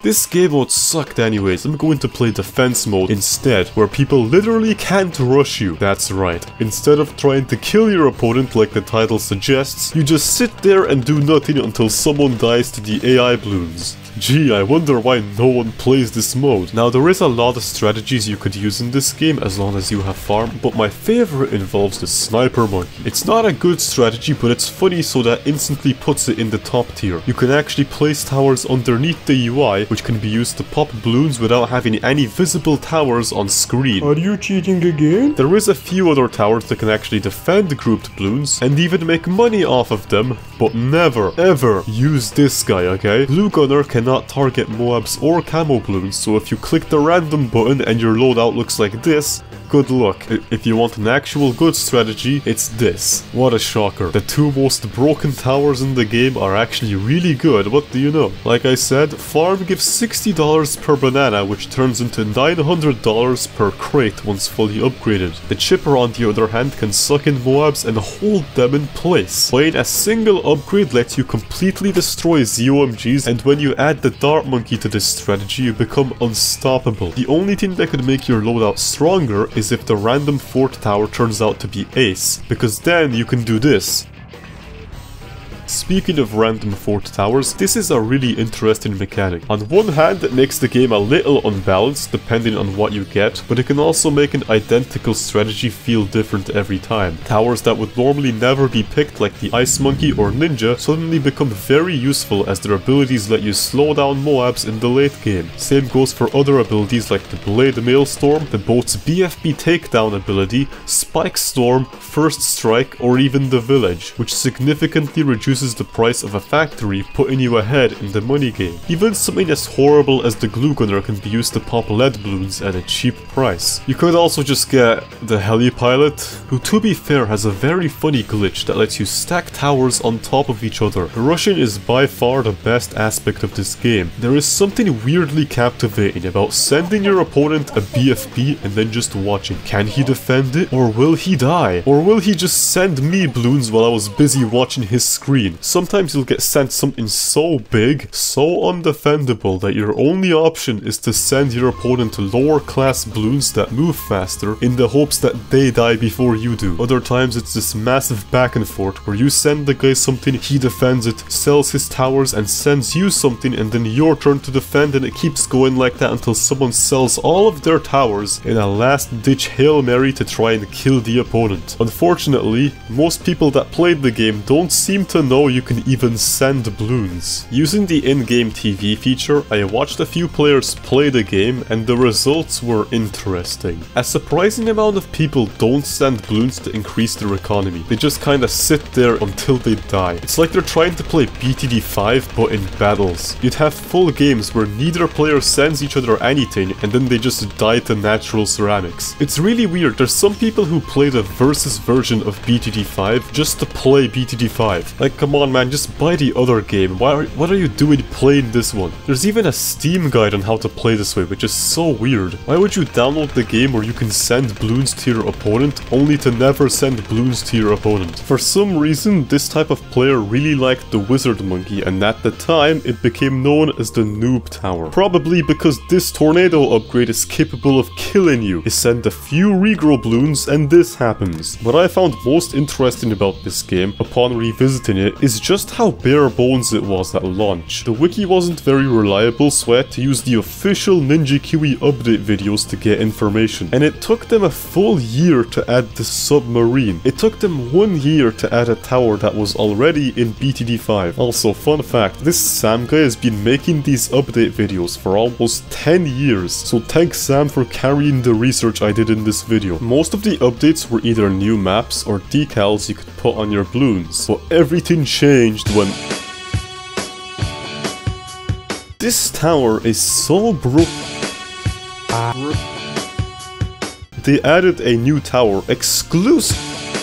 Can you stop skipping the video, you ape? 16 months after release, the Cobra was added to Battles. The Cobra was absolutely broken on launch. Not only could you spend 500 eco to shoot your opponent in real life, but his lifesteal ability would eventually kill the opponent. You don't have to send any Bloons, just buy a few attrition Cobras and wait for the opponent to die. I imagine that became the meta, especially since not having a Cobra to steal the lost lives back would put you at a disadvantage. So, if you can't beat them, then join them. Though joining them was a bit difficult. You had to either pay up $5 or win about 1,000 games worth of medallions. The attrition upgrade is one thing, but the horrible grind to unlock the Cobra is just disgusting. Other than that, this is a pretty fun tower. The Bloon adjustment upgrade makes the AI Bloons stronger, allowing you to finally bully those defense mode players for playing a bad game mode. It also acts as a mini farm, giving you money each round and even allowed you to redirect blimps to your opponent. You could hide the Cobra underneath the UI, so when your opponent sends you a BFB, you can jump scare them by moving the same BFB back to their side. Wait, what? The most interesting upgrade was Offensive Push, as it allowed you to send Bloons one round before they would get unlocked. On the surface, this is a pretty useless upgrade, or at least that's what I thought until I saw tournament players getting absolutely destroyed by someone using this upgrade. Indoor Pools is one of the shortest maps in the game, and on top of that you have to deal with 3 different paths, making it very difficult to defend on. Typically games will end on round 13 thanks to the infamous regrow rainbow rush, although obviously players in a tournament would have figured out the methods to deal with this rush. Or that was until a player by the name of Aliens Rock shows up with some Cobras. While his opponents may have been prepared for rainbows on round 13, what no one expected was the same rush a single round earlier. I watched countless games, and as far as I can tell, every single player Aliens Rock faced died to this strategy, so I'd say it's pretty good. Now with all that said, the Cobra has its drawbacks. Despite having a literal gun, this tower is horrible at popping Bloons. It shoots slowly and pops a single Bloon, and it can't hit camo. But it's a fair downside for the ability to bully defense mode players, so I'll take it. Other than the new Cobra update, Battles had fairly minimal updates apart from maps. There wasn't even balance patches, so Cobra killing you through lifesteal was something you just had to deal with for almost a year, until in August of 2015, when the game finally became playable. Previously you had to slowly grind for medallions to unlock every tower, but with the introduction of arenas, you just had to gamble a few times and boom, you have more money than you know what to do with. The game is finally playable, and the Cobra can no longer kill you with attrition. This update also introduced leaderboards, although they didn't really measure skill as much as they did how much time you wasted on this game. It even added a bunch of new content in the form of different game modes. Anything from double cash, random towers, faster Bloons, or even something as ridiculous as the Mega Boosts game mode were all variants of the base game you could play. Battles got so playable, in fact, that I would argue that at one point this game became more popular than BTD5, which is kind of ridiculous to think about. The spin-off of the spin-off to Bloons was the current trending Bloon game. The peak player count of Battles on Steam was 2,500, 800 bigger than BTD5's, and while this might not be a full representation of the player base due to only counting PC players, YouTube view counts told a similar story. Searching up BTD Battles on YouTube gives you videos with higher views than BTD5 does. The point being, this game managed to find an active audience, which is quite impressive considering how grindy the game was before this update. The Steam version of Battles came out in 2016, and the first update it experienced introduced emotes. There's no chat system anymore, but I'll take what we can get. Some of the emotes are weirdly intimidating, like this one, which is only available in the battle screen. What are you even pointing at? I don't know what emotion I meant to experience here. And then there's the facepalm. If someone spammed this at you, then you might as well surrender, because I swear to God, every time I saw it, I felt like I was doing something horribly wrong. There was also the people who spammed hi. I can't tell if this was the latest toxicity meta or a cry for help using Morse code, but it's safe to say this update added a lot to the game. it wouldn't be until June of that year when Card Battles was finally added to the game. While this was a major update, I never personally liked Card Battles. As the main side mode, it was always going to be less popular than the actual game, but there are some die-hard card fans out there. This game mode itself is really creative. Your loadout consists of a bunch of cards rather than towers, each card letting you place a tower or send out certain balloons depending on whose screen you use it on. This system encourages a lot of thinking, since you have to make sure your deck has cards with both defensive towers while also having good rushes you can send to your opponent. And while I see the appeal, I don't really like Card Battles that much. You can't upgrade your towers in Card Battles, which means you're stuck with whatever monkeys you place it down. You also can't send any balloons out that aren't already in your deck, making big balloon rushes impossible as you're restricted to what the game lets you send. These limitations are the reason I never got into it, but then again, it's not a bad mode. One of the cards you can have is called the Kidnap card, and I kid you not, it kidnaps your opponent's towers and takes them away in a helicopter. But all this was just the calm before the storm. Despite all the side game modes, the main game still followed the same dart farm chipper meta, and due to Ninja Kiwi's reluctance to make balance changes, it would stay that way for the next year until update 4.1. This update completely changed how the game was played. Updates would usually be fairly small, like the addition of the banana farmer,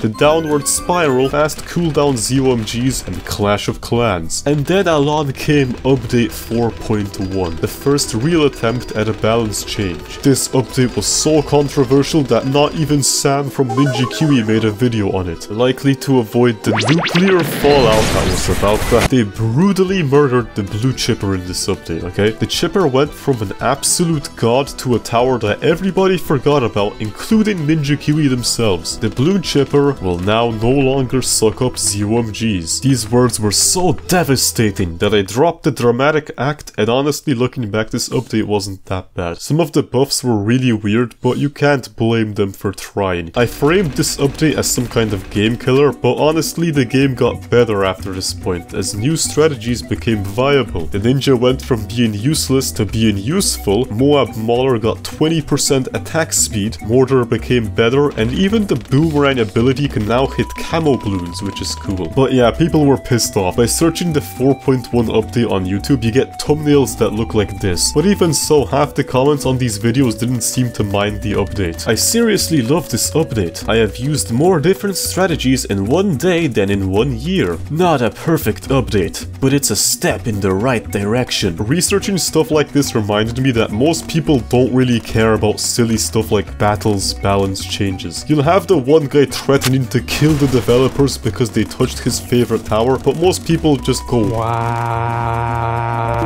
From this point onwards, more balance changes would begin to be made, shaking the meta up now and again. Or they would do the most random change, like increasing the wizard's fireball size by 20%. In my opinion, this next era of battles was its best. It had a few mediocre updates, but for the most part, it was a lot of fun to play the game in 2017. This is also the part where tower skins were added. You had candy banana farms, or the ninja, but then there's the bomb tower one, and I don't think I've seen a worse skin in any game ever. All they did was add a green border around the bomb tower, and that's it. That's the skin. 3 months later, a map contest would be hosted where a player-made map was added, and it is awesome to play on. I love it when community-made maps are added to the game. They should do more of that. Meanwhile, in the community, people were having an intense battle for the highest round. Previously, the highest round ever achieved was 333 in a video posted by Ereklo. However, this record was made before the chipper was nerfed, and before they severely buffed Moab health scaling, making getting to round 100 extremely difficult. So now there was a new race happening. Who would get the newest highest round? And to answer that question, let me introduce you to a certain bug. For whatever reason, the call to arms ability, which made monkeys attack faster,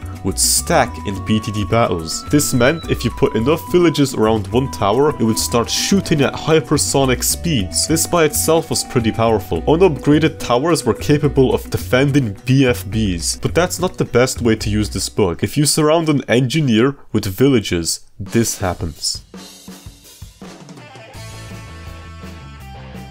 I remember casually using this loadout in an actual match, and when my opponent saw what my sentries did to the ZOMG, he just surrendered. And like, yeah, what the hell are you even supposed to do against something like this? But even the engineer wasn't the strongest tower to use this on. No, that tower would be the spike factory. Combine the Moab damage spikes with an endless supply of spikes and you have a combo that prevents anything from getting by. Now, I don't have any evidence or footage of this next event happening, but I swear it did. Someone tried going late game with Spike Factory and Village on the Mines map. They got to an absurdly high round before dying, but it wasn't the Bloons that killed them. In fact, all the Moabs on screen were getting completely obliterated despite their high health. The reason this guy died was not from Bloons, but because his game crashed from all the spikes on screen. This strategy was so strong that it was capable of crashing your computer, though obviously it was fixed next patch. And unfortunately I can't find any other late game videos using this strategy, so now we'll never know how powerful those spike factories actually were, or if I'm even telling the truth about this story existing. But anyways, back to Ninja Kiwi and the community. Alongside new maps, the game kept on getting more and more balance changes, making previously horrible towers like the Wizard actually good. It really felt like the developers were trying to make the game more competitive, which was definitely a good thing as it meant more and more towers were becoming usable. They even added an in-game tournament mode, which let them host an actual battles tournament, which is where the previously mentioned Cobra strategy came from. Also, you can now finally hold to send Eco Bloons. That's right, for a full 4 years, if you wanted to send pink Bloons, you had to rapidly tap your screen or break your fingers while spamming your mouse. And that all confuses me. From these updates, you can tell the developers were trying to make the game better, and at least tried to listen to the community when it mattered. They changed the game from obscenely pay to win to you can unlock every tower, including the Cobra, in a few hours. From all the positive updates the game was getting, you could tell they at least slightly cared about the player experience. And then update 6.0 dropped. If Battle Arenas made this game playable, then the Powers update turned it into a pay-to-win mobile game again. You see the Tower and Bloon boost? This update added alternate versions of them, some of which were straight upgrades. The only way to unlock these new powers was to either pay up or grind 10,000 hours. Arguably the most game-changing aspect of this game just got an update, and locked stronger versions of already existing powers behind the paywall. The regular Bloon boost only increases Bloon speeds by 20%, meanwhile Bloon Snipe increases them by 50%. But that's not the worst part of the update. The worst part were the replacements to road spikes added, all of which were so powerful that pretty much everything on this tree is stronger than the base road spikes. You had stuff like Monkey Glue, which could slow down multiple Bloons, or how about this Glue Storm, Spike Storm, and this lightning bolt thing. Getting rushed? Oh, don't worry about selling any farms or managing your money or doing anything really. Just plop down the lightning bolt and you'll be completely fine. With how broken some of these road powers were, not having them meant you were at a severe disadvantage compared to your opponent. And again, the only way to unlock these powers was to earn XP by playing games. So if you wanted to get these better powers, you'd have to repeatedly play multiple games, losing over and over again, just so you can have a fair chance at winning against your opponent. What a scummy way to force people to buy something. Not even the wiki likes this update, which is kind of funny. It's so weird how Ninja Kiwi did so much to make Battles a great game and then suddenly backtracked on all of it in a single update. Hell, in a hotfix they even made the regular tower boost worse just so that the stronger powers look better by comparison. It's just not fun when everyone either doesn't or has access to ultra powerful abilities. They even added more in another update, letting you do stuff like completely stun your opponent's towers and you can't fight back and then you die. Can't use ability when it's knocked out? Okay, sick.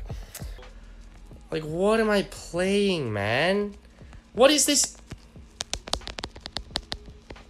This game is so fun. But I will say this, update 6.0 came out 4 years ago now, and in that time powers got a lot of buffs, nerfs, and are now banned in certain arenas, so the base game is still here if you want to play it. And the fact that people still play the game despite the powers update makes me think that I'm either missing something or that powers aren't as horrible as they were on launch. Regardless, I stopped playing the game by this point, but what surprised me is how much the game changed since then. Like I said, powers are banned in ceramic crucible, so the base game is still accessible. But similar to BTD5, this game still gets constant map updates and even balance changes as well. Like, I'm recording this on December 17th, and 2 days ago they did more balance changes and a new map. Noteworthy ones include the Bloon Chipper C in camo, sentries don't block your towers, left-handed boomerangs, and Moabs drain a lot less eco than before. And wait, Glue Gunner can hit Moabs now? What? I mean, I know they stole this concept from BTD6, but wow, that one really shocked me. For the longest time, this tower was completely useless, and now there's actual strategies that people use involving the Glue Gunner. This is basically like adding a completely new tower to the game. You went from an option no one would ever consider to something that's actually usable. There's also Sandbox mode, which lets you test what tower combos can defend what rushes, and it is really useful. It's really difficult to tell when a strategy can actually defend Bloons, and a lot of the time it's 90% guesswork, so having the ability to test it is really helpful. Then there's Professor Evil, who's essentially a weekly challenge mode. Like Sandbox mode, Professor Evil really helps you get better at the game as you're sent multiple massive rushes and told, go ahead,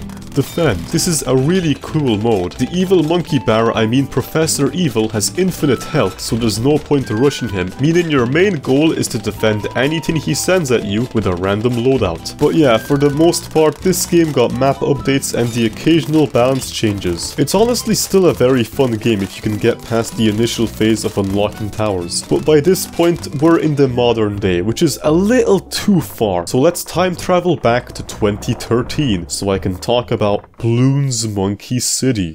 This game is essentially Clash of Clans, but it's Bloons. And this time I'm not joking about that. The gameplay loop goes something like this. You capture a few tiles, which is where the tower defense aspect comes in, before returning to your village, building something and waiting long periods for it to finish. And that's it.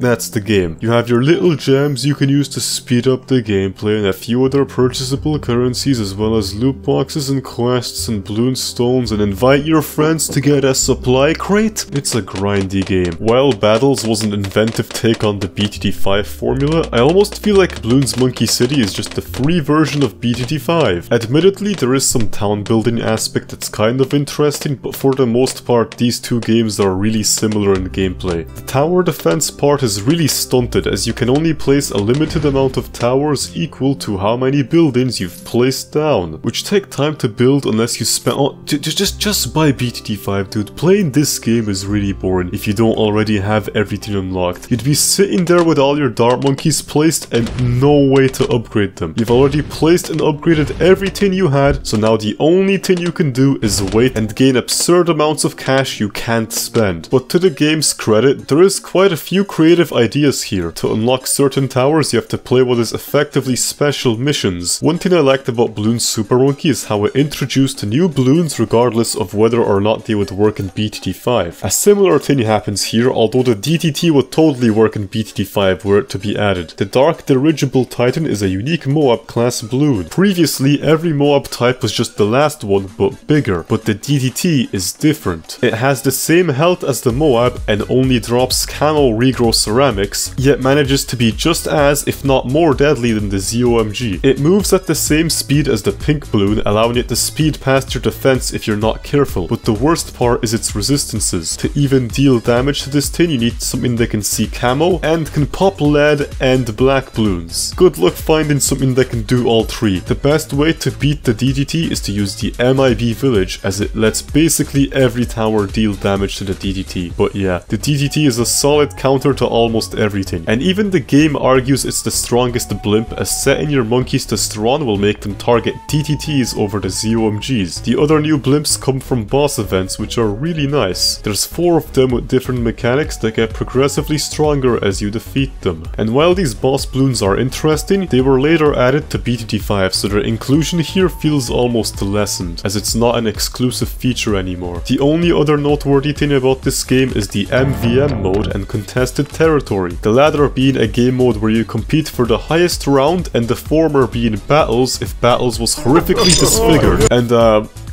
why the fuck are you building a blimp? I thought the whole point of this game was that Bloon bad and Monkey good. Why are you building it? What are you doing? Are we the bad guys? Did we make two Bloons just so we could kill them for fun and destroy cities of Monkey? I know absolutely nothing of the hot air Bloon mobile lore, but maybe the Monkey Baron guy was onto something. We are the bad guys. We pop, therefore we are. He probably said that. That game has to have a villain speech at the end. Like, you literally kill a man at the start. Surely he has something to say about that. What was I talking about? Oh yeah, Monkey City game, bad. You like it, that's fine. Ninja Kiwi hasn't updated it since 2016, so dead. Music is awesome, music really good. I like the Street Party. Go play BTD5 or 6 if you're not currently living in 2016, because in 2016 Bloons Super Monkey 2 was about to release. And you might be thinking, didn't you already talk about this game before? No, you stupid idiot. This game is obviously a different game than this one, despite having the exact same name implying otherwise. This game has so many more levels with new mechanics and new bosses. Anything from this Phoenix Blimp, Snake Blimp, this Ice Monkey Gorilla thing, Shield thing, cool looking ceramic guy, a ZOMG with hands, a fake monkey god, Bloon areas and Blastopopolis as the final boss. The Flash version only had 20 levels. This one has 100, which is kind of insane, although the gameplay is mostly the same as the Flash version, so there's not much else to talk about. Then they released BTD5 on the PS4, which... okay, it's cool that this is a thing, I guess, but I don't want to think about how Micro would work with a controller. So, moving on, the moment you've all been waiting for. The game that made me want to make this video in the first place. On April 2nd of 2015, the trailer for Bloons TD6 was dropped. Wait a minute, this isn't BTD6, what the hell is this? This is BTDX, a Bloons fan game made in November of 2017. That's right, people were so starved of Bloons content that this guy made his own game. And it's actually really good. I won't go too much into detail since it's just a fan game and not anything official, but there is some important stuff to cover here, especially considering it's probably the biggest Bloons fan game. Well, except for this one. And that one. BTDX adds a bunch of new towers and many more Bloons to the game, one of them being the alchemist monkey who can turn leads to paper, make money off of Bloons, and even buff other towers. How cool. The other epic game mode is the time trial. Instead of slowly playing each round one by one, you can now speedrun the game and send out all the rounds at once. I really like this mode. It's a nice change of pace from the normal game where your objective is to be as fast as possible instead of sludging through the same 90 rounds again. Then out of nowhere, a BTD6 teaser dropped in May of 2018, showing lots of hidden info and codes. The hidden codes were written in the monkish language introduced in Monkey City. But why is the druid framed like some kind of found footage monster? This is the kind of thing that would appear for half a second on those VHS ARG videos, not the next BTD6 tower. Oh yeah, sorry for spoiling the new tower. The druid actually stole the wizard's lightning and the tornado upgrade, which is not very nice considering the wizard only got this boring archmage upgrade. Okay, I changed my mind. This guy is really strong. The other new tower was teased in the next trailer, and little did people know how broken the update being showcased was. But really, which one of you copied who? This is literally the same tower down to the name. You both even have that random alchemist puddle upgrade. This is not a coincidence. Who did it? Which one? Which one of you did it? Oh look, the game released a week later. People really hated it. Initially, the PC port didn't come out until half a year later, and the review page for this game was mixed. People were not happy with BTD6. Apparently, the game was laggy. Apparently, it wasn't. The engineer, mortar, and balloon chipper were missing, and where is the Dartling Gunner? Why is the chipper not in this game? What the hell? This is a straight downgrade from BTD5. This game also doesn't have co-op mode, which is a shame. I was really looking forward to playing the laggiest game of 2018. You know what I really hate though? I didn't mind the removal of road spikes since they kinda felt like a crutch, but why on earth do abilities have cooldowns now? Previously you could use the ability instantly when it was bought, but now you have to wait for this silly little cooldown, but eventually people warmed up to the new game that introduced a third path and a fifth tier for every tower, effectively adding a new tower for every tower, because that's how different these new upgrades were. The Dart Monkey got a crossbow, the Sniper can shoot really fast, and the Super Monkey got Ninja QE in court. Then there's the cross paths, which multiply the strategy by 4. In BTD5, a base 2-tier Dart Monkey can have longer range and sharp shots, which is fine, but there's not much complexity there. In BTD6, while there is 3 paths, you can only choose 2 at a time. A base 2-tier Dart Monkey could have long range and high pierce, long range and fast shots, or fast firing piercing shots with low range and no camo detection. In just the first 2 upgrades, you've already given the player 3 possible options with different strengths and weaknesses for each one. It even goes deeper with the rest of the upgrades. The Juggernaut could have shorter range and fire faster, or it could have long range and see camo. The Bio Boomer could have more pierce, or it could do more damage and pop lead. The Heli Pilot could fire faster, or it could see camo. The cannon ship could double the 5 powerful grapes it shoots out, or it could just have camo. Yeah, okay, some paths are obviously better than others, but I really like how much these cross paths change, even for the strongest towers. The elite Sniper Monkey makes him shoot incredibly fast, but depending on which of these upgrades you choose, he becomes a completely different tower. There's even small changes made to the model, so you can tell which one has what. With just these 2 Dart Monkey upgrades, you can make 16 different Dart Monkey models. We have come a long way from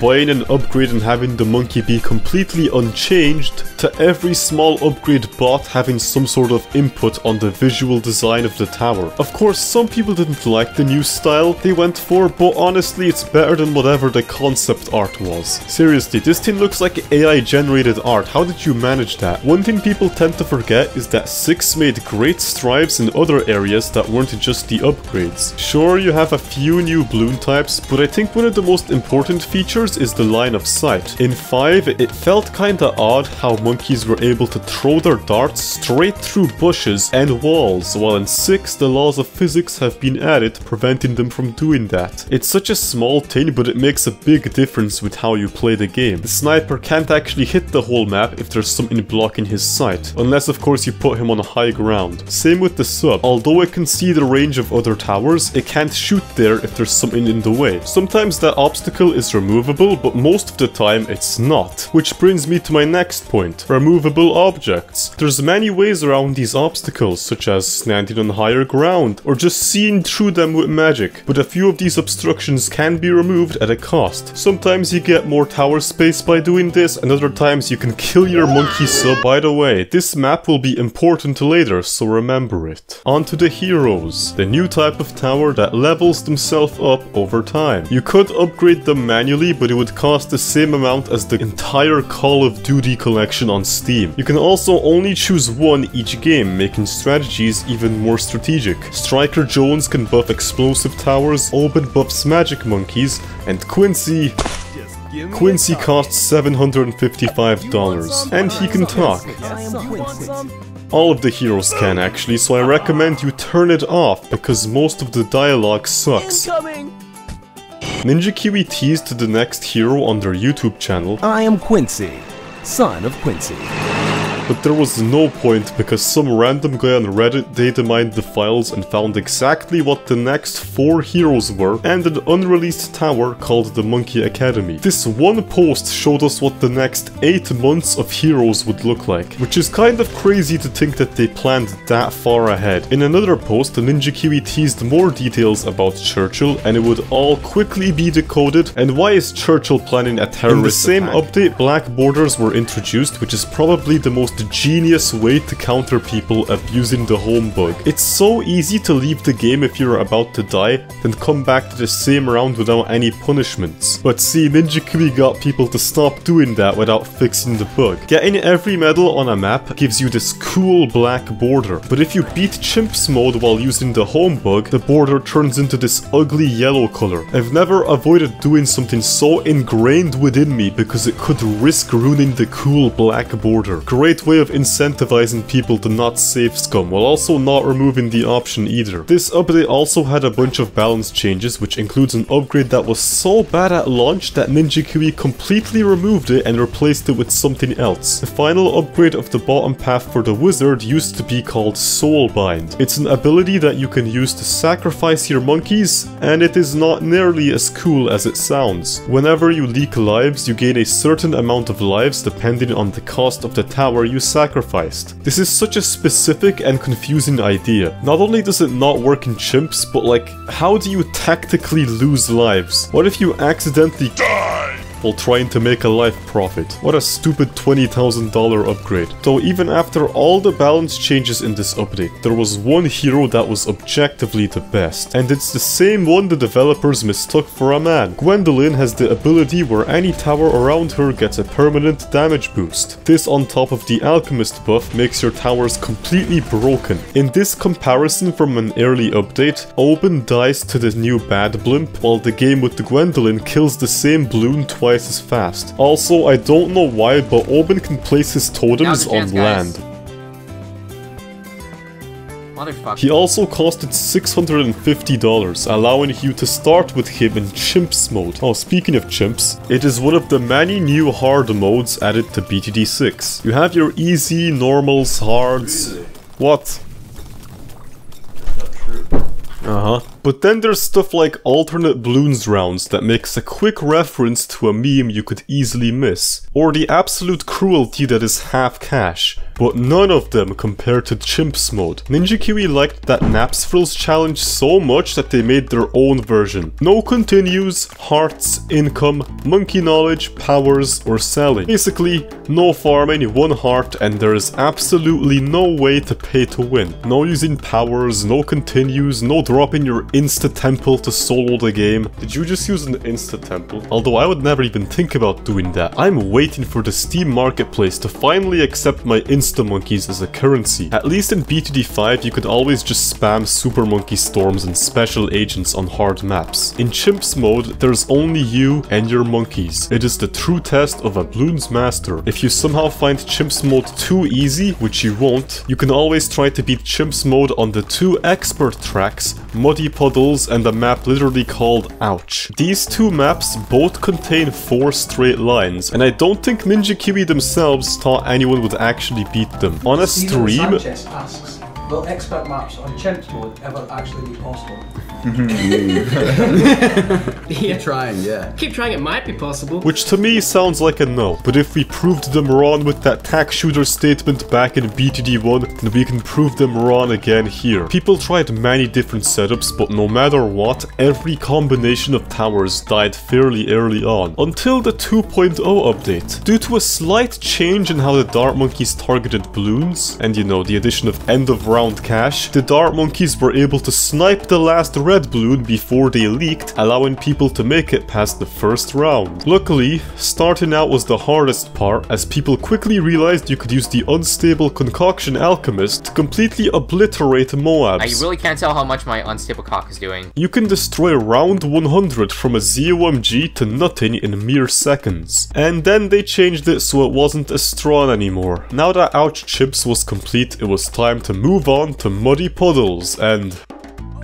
this map is a nightmare. The Bloons switch tracks every round, meaning if you have defense on this side of the map, then it becomes completely useless once the Bloons switch track next round. This map was so hard that initially, players didn't even care about beating it, only what the highest round they reached was. The tension was so high that even Ninja Kiwi themselves was taking notes on how far players got, making the next daily challenge require you to beat the first 24 rounds of it with extra starting cash. But on a default game, no one managed to reach round 100, not even close, until one day enough was enough, and this ISAB guy decided that he would stream himself playing this map until he bet it, and after over 10 hours of gameplay, it was done. The hardest map in the game was beaten in the hardest mode, proving that it was in fact doable. Well, kind of. The strategy used heavily relied on RNG, and you had to pray Oben puts his brambles in the correct spot or you die. It was technically possible without backing out and entering again,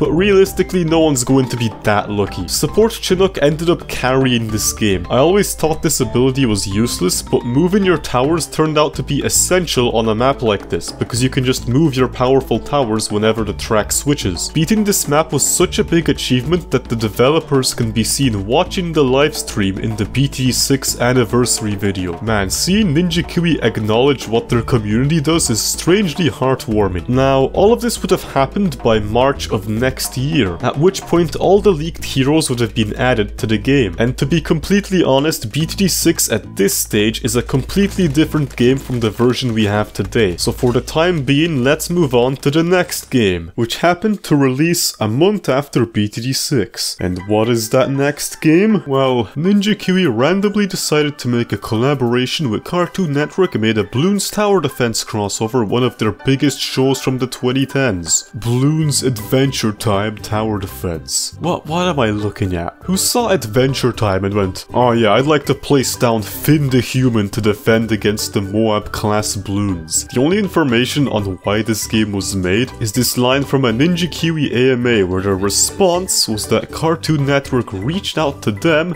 because apparently they had a fan of Bloons on their team. Anyways, the Bloons come through this mysterious portal and invade the land of Ooh, because this game has lore, and unlike Hot Air Balloon, it's fully available and not lost to time, and fully voice acted too. Hold up. They're Bloons! I thought the characters would say a few lines disappearing after the tutorial, but no, they stuck throughout the whole game. Even the Dart Monkey here talks. They called him Max, so he makes Max-related puns, and I hate him. This is the path to victory. Too bad you won't be around to follow it. I take that back. You know, I don't even care about the Hot Air Balloon lore anymore. Nothing can top this masterpiece. You have a monkey pretending to be a pirate for some reason, Jake from Adventure Time, and the ASMR monkey all on screen at once. They also made the Super Monkey a complete asshole, which is super funny. He's the Super Monkey, of course he's gonna be egotistical. He lives in this giant house, he has his own Super Monkey fan club, and even the game says he's the strongest tower. When the reality you live in tells you you're the best, that's how you're going to act. Those Bloons just don't give up. We need a leader. Someone who can fly in and provide some muscle. Someone who can charm the Bloons into submission and who looks great in blue. Well, we can't have it all. Ice King, will you Yes! hold my darts while I go find some? As far as I can tell, there's no real end to this story, but for what it is, it's cool enough. The towers and characters all represent some tower from the main game, although you can only place down one. Then there's the allies, which you can have an unlimited number of. You'd have random Adventure Time characters mixed with Dr. Monkey on the battlefield. And they added the Cobra to this game. This game is amazing. Unfortunately, the only method of unlocking him is by gambling. On top of that, this game is the Bloons Monkey City system, where you can only place a certain number of towers equal to the amount of buildings built. So if you've only ever gotten the Cobra once, you can only place him down once. And that's basically the game. It has a few cool things like the shielded Bloons, ghost and zombie Bloons, but other than that I found it boring. I guess you might get something out of it if you're really into Adventure Time, but yeah. Interestingly enough, this game came out right before Adventure Time ended, so that's a gigamind way of getting people to download your game. I've been saying Bloons a lot to refer to the tower defense games, but the last we heard of an actual Bloons game was 10 years ago by this point. That is, until June of 2021, when Ninja Kiwi dropped Bloons Pop, a spiritual successor to Bloons. Okay, unlike the original Bloons, here every balloon has more balloons inside of it. This was such a difficult concept to grasp that Dr. Monkey appears to explain it to you. So, let's see what this does. Hey, it's Jessica. Alright, enough with these dumb mobile games. It's time to talk about a real game. A real banger, you could say. Earlier I said BTD Battles was my favorite Bloons game, and that still remains true even if the game itself kinda sucks now. But after BTD4 released, I couldn't couldn't help but wonder what would happen if you merged the two games together. But unfortunately they never did anything with the concept and instead just kept updating BTD6. Wait a minute, what is that on the tablet in the corner? Zoom in, wait no, zoom in. Okay, the quality is horrible, but you can tell what this is. Two sides, Bloons sends, and the green eco number. This has to be Battles 2. That's the only thing it can be. People immediately caught on to this, and the hype was so big that this video had more views than the ones around it. Most likely due to people double checking that they didn't just dream up this leak. I mean, obviously you had to have a bit of skepticism. Heroes sound like they might completely break the game. The idea of a tower that upgrades itself for free might not be the best in a game based around money management. Well, who am I kidding? This is Ninja Kiwi we're talking about. They are not incompetent, they made BTD6, okay? I don't think it's physically possible for a great developer like Ninja Kiwi to mess up a great game like Battles 2. It's a game about popping balloons. You literally can't fail making that. And this would all be confirmed in a dev stream in March just 14 days later, where we learned that yes, Battles 2 is coming out soon, and yes, it will take on a more competitive approach to become... What we want from Battles 2 is to be the greatest frickin' head-to-head tower defense game, you know, in the history of the universe. So completely no pay-to-win aspects. So no powers then? Correct, no powers. This game was going to be so big that they began rebuilding it from the ground up. Instead of stealing BTD6 assets, everything was recreated, reanimated and all that just so Battles 2 can become its own game. And if you had any doubts on the balance being horribly off, one of the best Bloons players is supposed to be helping them with that. So I think we're in the clear. And then finally, after a long wait and multiple delays, the game ended up releasing 8 months later on November 30th, and immediately you are bombarded with small mobile game things. Daily Jackpot, Clash Royale, give me your money, whatever, this game is free, and underneath all the mobile game crap there has to be a good base game, right? The game is more focused on the competitive aspect. You can no longer stall the game out for an infinite number of rounds because the match ends on round 40, and whoever has the most lives by then wins. Unless you have equal lives, in which case the game sets both health bars to 1, at which a sudden death mode will activate for 10 rounds. If you somehow make it to round 50, then the game will draw. Because yes, although it is rare, it's possible to tie in Battles 2. There's also this first blood mechanic, which doesn't really do anything other than tell you who got their opponent to leak first. But now that we've covered the new stuff, let's talk about the giant burning trash pile that this game is. Battles 2 at launch is something else. I could call it pay to win, but that would be lying to you. This game is a step above pay to win. This game is pay to grind. To unlock any upgrade past tier 2, you have to earn XP, and tower XP is gained by using the tower at an incredibly slow rate. There's no way to just buy all the towers. Instead, they added a purchasable VIP that helps speed up your progress. How kind. Even after buying VIP, it still would take you well over 100 hours just so you can play the game. But I mean, think about it. If people bought a one-time purchase that unlocked every upgrade, you'd only make a quick buck once. But if even after paying for the 30-day subscription, they still don't have the upgrades unlocked, they'll be forced to return and spend more money. As it turns out, treating your player base like cows you can milk for endless cash doesn't work out too well, and the game lost half its player base within a week. For some reason, people didn't want to play a game that exploited the fear of missing out at every corner. Oh, yes! But if you thought that was the end of it, then you haven't seen anything. The XP system requires you to place down horrible tier 2 towers, lose over and over again just so you can unlock a single upgrade. But in theory, if you had everything unlocked, then the game should be fun, right? Wrong! Let's start with the lag. If you weren't stuck in a 6-hour syncing glitch, then you were playing against someone using McDonald's Wi-Fi slowing the game to a halt. Games that should have lasted 5 minutes went on for 10. Massive input delay for abilities like the Blade Maelstrom or any tower that required a micro like the Helipilot. The only part of this game that wasn't broken in some capacity was the soundtrack. It's like Tim Haywood didn't get the email about this game being a cash grab.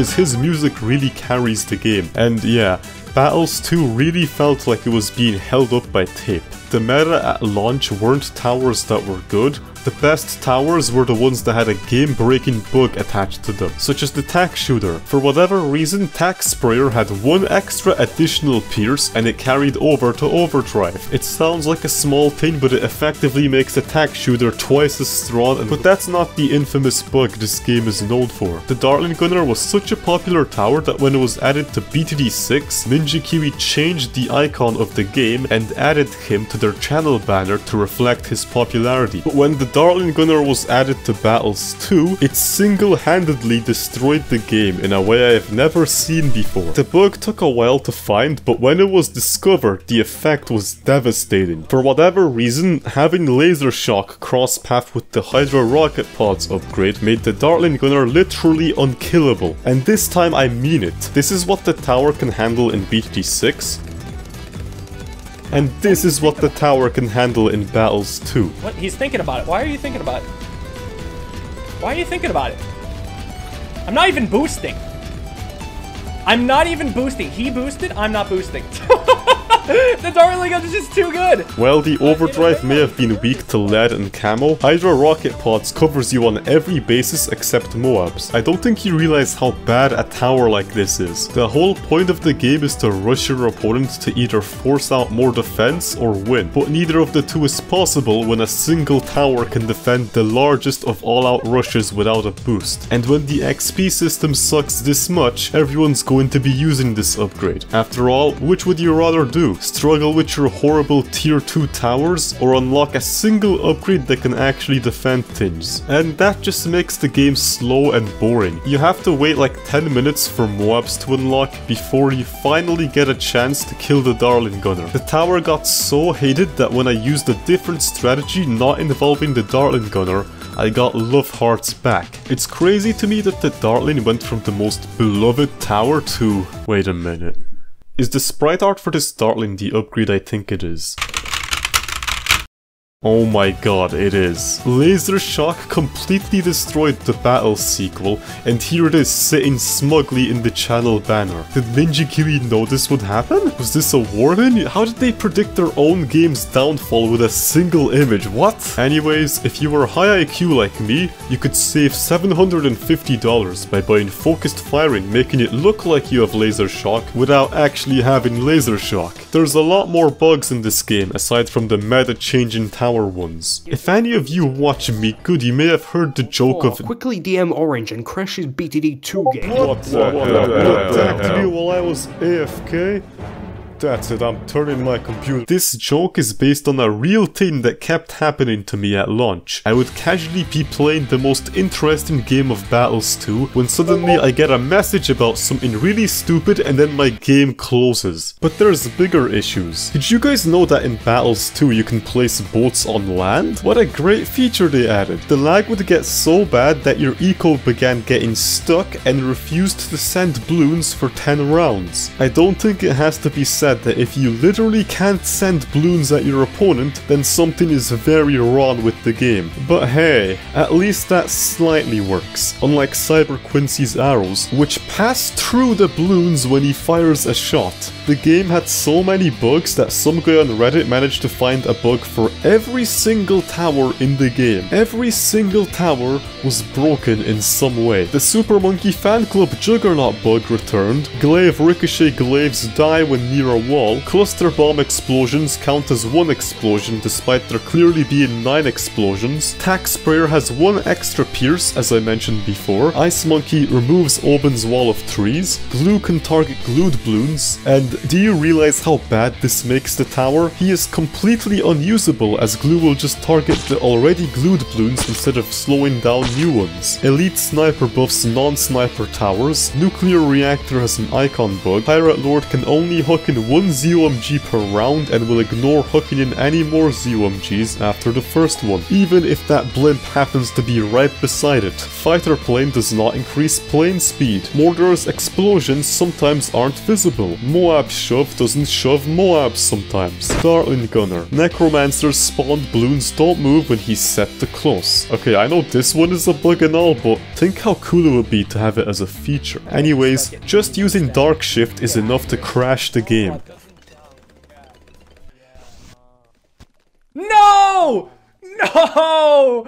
It crashed my game? Using Unstable Concoction will crash the game. Sticky Bomb stacks on top of itself. Druid Lightning will often fail for no reason, making the Druid worthless in the early game as he refuses to use his lightning attack. Primary Training stacks. Attack speed buffs cause more spikes to come out of the Spike Storm. It can also crash. If you use a Bloon Trap while your opponent sends a bad with the UFO skin, the game will crash. This is so specific, but it kept happening to me. Farm bananas will appear to not get picked up by your opponent. And just as a bonus entry, Ocean Oben's trees would eat fortified bads in one go, which is... How did this not come up in testing? Was this game even tested? Probably not, considering just using certain upgrades is enough to crash the game. I won't go too deep into it, but eventually an unstoppable strategy was developed that took advantage of these bugs. Dartling, Ninja, Sniper. Sniper didn't actually have anything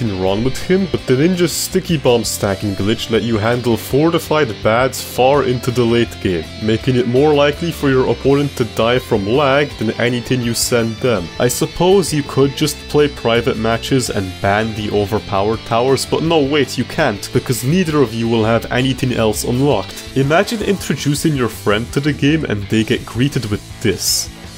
Yuck. Now, this all happened within the first 2 weeks of its release in November. And I want to ask you something. When your game is so buggy that every tower is glitched, how long do you think it took the developers to release a hotfix? 94 days. 94 days! That's how long it took them to patch at the very least the laser shock bug. That's going from a release in November 30th of 2021 to a hotfix on February the 2nd, 2022. What a joke, man. Their excuse was that the office was on vacation for the holidays, which fair enough, but then why the hell was an unfinished game released so close to the holidays? Why am I even asking? It's to capitalize off the holiday season, of course. Well, I hope the money was worth it, because over 70% of the player base is gone, and that number's only going to get higher. But hey, at least when the patch came out, the game actually worked for the most part. Not only were a ton of bugs patched, but they also did a lot of balance changes, which is nice. Without the bugs, the base game is actually pretty balanced and a lot of fun. And even though the game is basically dead, it still has a large number of mobile players, meaning it still doesn't take that long to enter a match. Actually, now that I think about it, this one update fixed most of the problems the game had, barring the shitty XP system and weird leaderboards. It's why I have 200 hours on the game, because underneath all the crappy monetization is a seriously good game. After grinding for 100 hours. One of the cool changes was the decision to move docks and other obnoxiously long maps out of the map pool for higher arenas. Docks was so infamous for being long that in a later update they added a variation of it called ports, and it is terrifying. Not only is it extremely short, but the path diverges here and there's crates blocking your vision everywhere. The biggest problem with this update is that it was just too little too late. Most people already quit by this point, and even though the XP system got a bit better, it wouldn't be enough to bring people back. And I don't blame them. I wouldn't want to return to a game where my first impression was this. The only way to regain the loss of players would be to add new updates, and to their credit they did exactly that. Multiple new maps, all of which weren't that long, as shorter maps were generally more fun to play on than longer ones. Unless it's construction site. What is this map? The track switches every round, which means I've never seen anyone on this map make it to Moabs without dying to zebras first. And while Maps and Churchill from BTD6 was cool, it still wasn't enough. Players were bleeding and the initial hype the game might have had was completely gone, which kinda sucks considering the issues that plagued Battles 2 at launch don't really exist anymore. The lag doesn't exist unless your opponent is on a phone that looks like this, there's no game-breaking glitches, the XP system is a lot more generous, and the game honestly gets pretty good consistent updates. In November of 2022 they added Pat Fusty to the game, stating that this one hero already in BTD6 was their final update for the year. Then,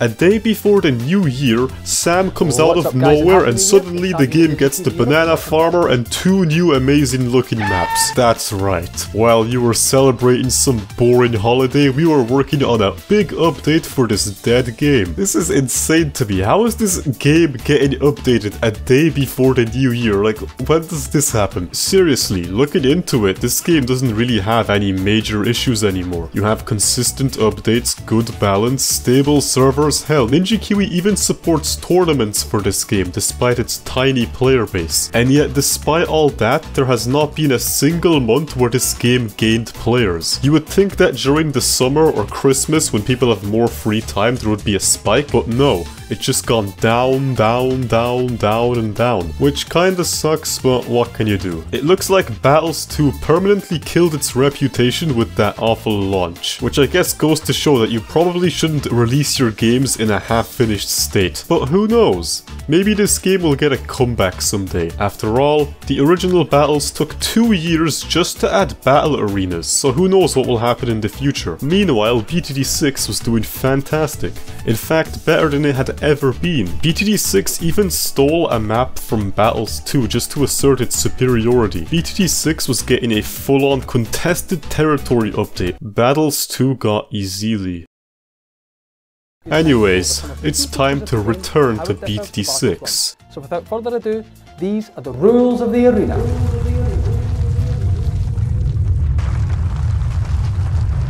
If you've never touched BTD6, then the rest of the video is going to be me listing reasons why it's the greatest tower defense game ever made and how I will fight anyone who says otherwise. Despite the game telling you it's a tower defense, it honestly feels more like a sandbox game. If you want to spam wall of fires, you can do that. Fill the map with snipers, if it works, then you can do that. Wanna go to round 100 on a random daily challenge using ice and glue gunners, then you can do that. Or at least that's the impression I get from the community. Remember when Ouch and Muddy Puddles were considered difficult? Yeah, well now people do whatever dumb stuff they can think of to beat Chimps mode on an expert map. Why? Because they can. Like this guy who really wanted to beat the map using every tack shooter path. So he did. But if you're looking for an even bigger challenge that doesn't involve destroying your fingers with micro, then try the 2 new hip and cool challenges. That being 2 Mega Pops and 2 Tower Chimps. 100 rounds have a bit over 2 million Bloons worth of pops, and this challenge wants you to do all that with 1 tower in Chimps mode. Super buff whatever tower you want and see if it can solo Chimps mode by itself. There's a surprising amount of strategy to this. Buffs like the Overclock or Ninja Sabotage have to be placed far away from the Bloons, since them stealing pops can be enough to end your run. If you're really crazy, you'll even put down a hero like Striker Jones in a place where he can't possibly hit the Bloons for even more buffs. It really depends on the tower you choose for this challenge. I did one with Adora on the second longest map and it was very much doable. But then there's the people who try this on the expert maps, which sounds absolutely impossible considering how unfair these maps are, and yet he just bet Chimps with a tack shooter. At the end of the clip, this guy even posts it as a challenge in the editor,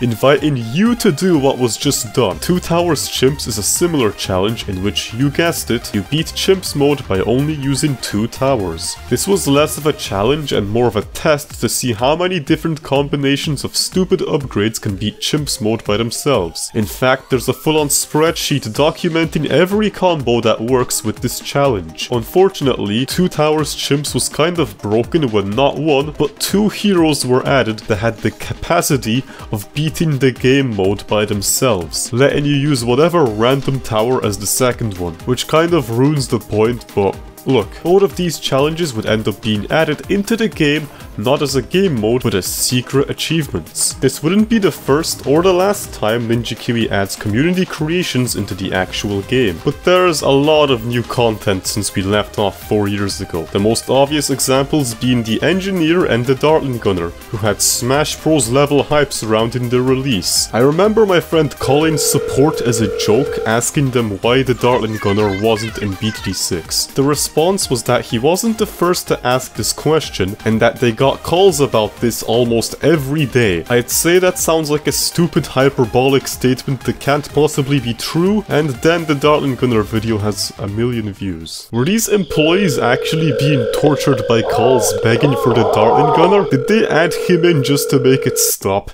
And then there's co-op. They added it into the game a few months later. It was so heavily requested that they start their update video with comments begging for co-op to return. Unfortunately, it is gated by a level cap, which is great, because no sane person should ever play multiplayer in this game. Not only is it more laggy than the base game, but whenever I try to play it, everyone disconnects and leaves. Look, I get it. You can place down multiple heroes and multiple tier 5s, and that's cool. But is it worth going through the pain of getting stuck in a loading screen after the game ends?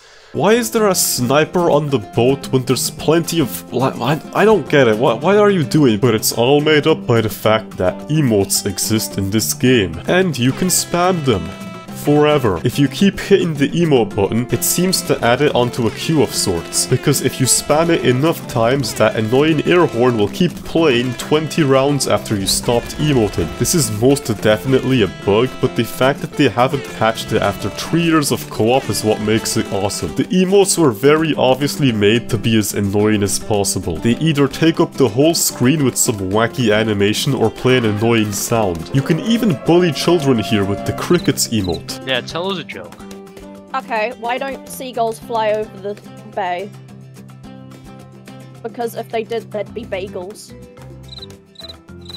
Clearly they were made by people who hate co-op as much as I do, so that's great. I'm still alone in this game. There's also the fact that you can name your monkeys, and it's always funny seeing what other people called their towers. The ability to name your monkeys, as well as a few of the co-op emotes, are sold in the trophy store. I really like the trophy store. Judging from Ninja Kiwi's previous games, you'd expect this place to sell you skins for trophies, which you can spend $100 on. But in actuality, you can't purchase any of these skins with real cash. The only way to get trophies is to either be really good at the game and top score on leaderboards, or just grind a lot. It's a cool system because it means whenever you see someone with a lot of special cosmetics, you'll be able to tell that this person is either really good at the game or hasn't talked to anyone in 3 years. You have anything from profile pictures to more soundtracks you can play in the jukebox to a Ninja Kiwi that spawns whenever you place a ninja. Another great item to annoy people in co-op with. There's also the Moab and Bloons skins, one of which is a reference to BTD4. If you look closely, you can even see the 3D ceramics riding on top of the Moab from BTD3. Nice to see the developers proud of their history. They are also proud of hating Australia, as the flag is significantly more expensive than anything else in the store. But where do you get these trophies? Well, you could compete in the weekly races, which are literally the speedrun mode stolen from BTDX, or you could play Odysseys, which is the most boring mode ever conceived. But if you're cool and epic like me, then you'll play the boss events. That's right, the bosses from Bloons Monkey City are back and more fleshed out than ever. Bloonarius appears every 20 rounds, starting from round 40 and ending at round 120, at which point he will have 3 million health. You could just beat him normally and take your trophies, but if you want more trophies, you gotta compete on the leaderboard and kill him as fast as possible. It forces you to do the craziest farming strategies to make as much money as possible, so you can sell everything, insta-kill the boss, then sell your defense for more farms. It starts with, if I'm going to sell my farms all the time, then I should definitely invest in a marketplace, as that path sells for 10% more than usual. And ends with, I should put all my farms next to a favorite trade so that they sell for more, and also buy an engineer balloon trap, because that defends the balloons and makes me money, and also sacrifice towers to the Monkeyopolis, because it is vastly more efficient than all the farms you put into it. And I should overclock every single farm I have, slightly more money, so I can afford the Dart Paragon, and then sell him for more farms. Paragons are what would happen if every 5th tier was combined into one. These paragons are so powerful that at the time of writing this script there's only 6 in the game. My favorite one has to be the Dart Monkey Paragon. Not only is it the cheapest, but if you're on a map with a lot of walls like Encrypted, then you can bounce the paragon's balls off the walls to deal more damage. But the coolest boss wouldn't come until a few months later in October of 2021, the Grave Lord Lich. Instead of copying a boring old boss from Bloons Monkey City, they designed an entirely new one, and wow is he difficult. If you have any, and I mean any buffs, Lich will steal them and gain health back. Same thing happens if you sell a tower. And at every skull, Lich turns invincible and this little idiot will spawn and he steals your lives and kills you. So for the first time, any tower that can give you lives is really good. There's also the Banner soundtrack designed specifically for this boss.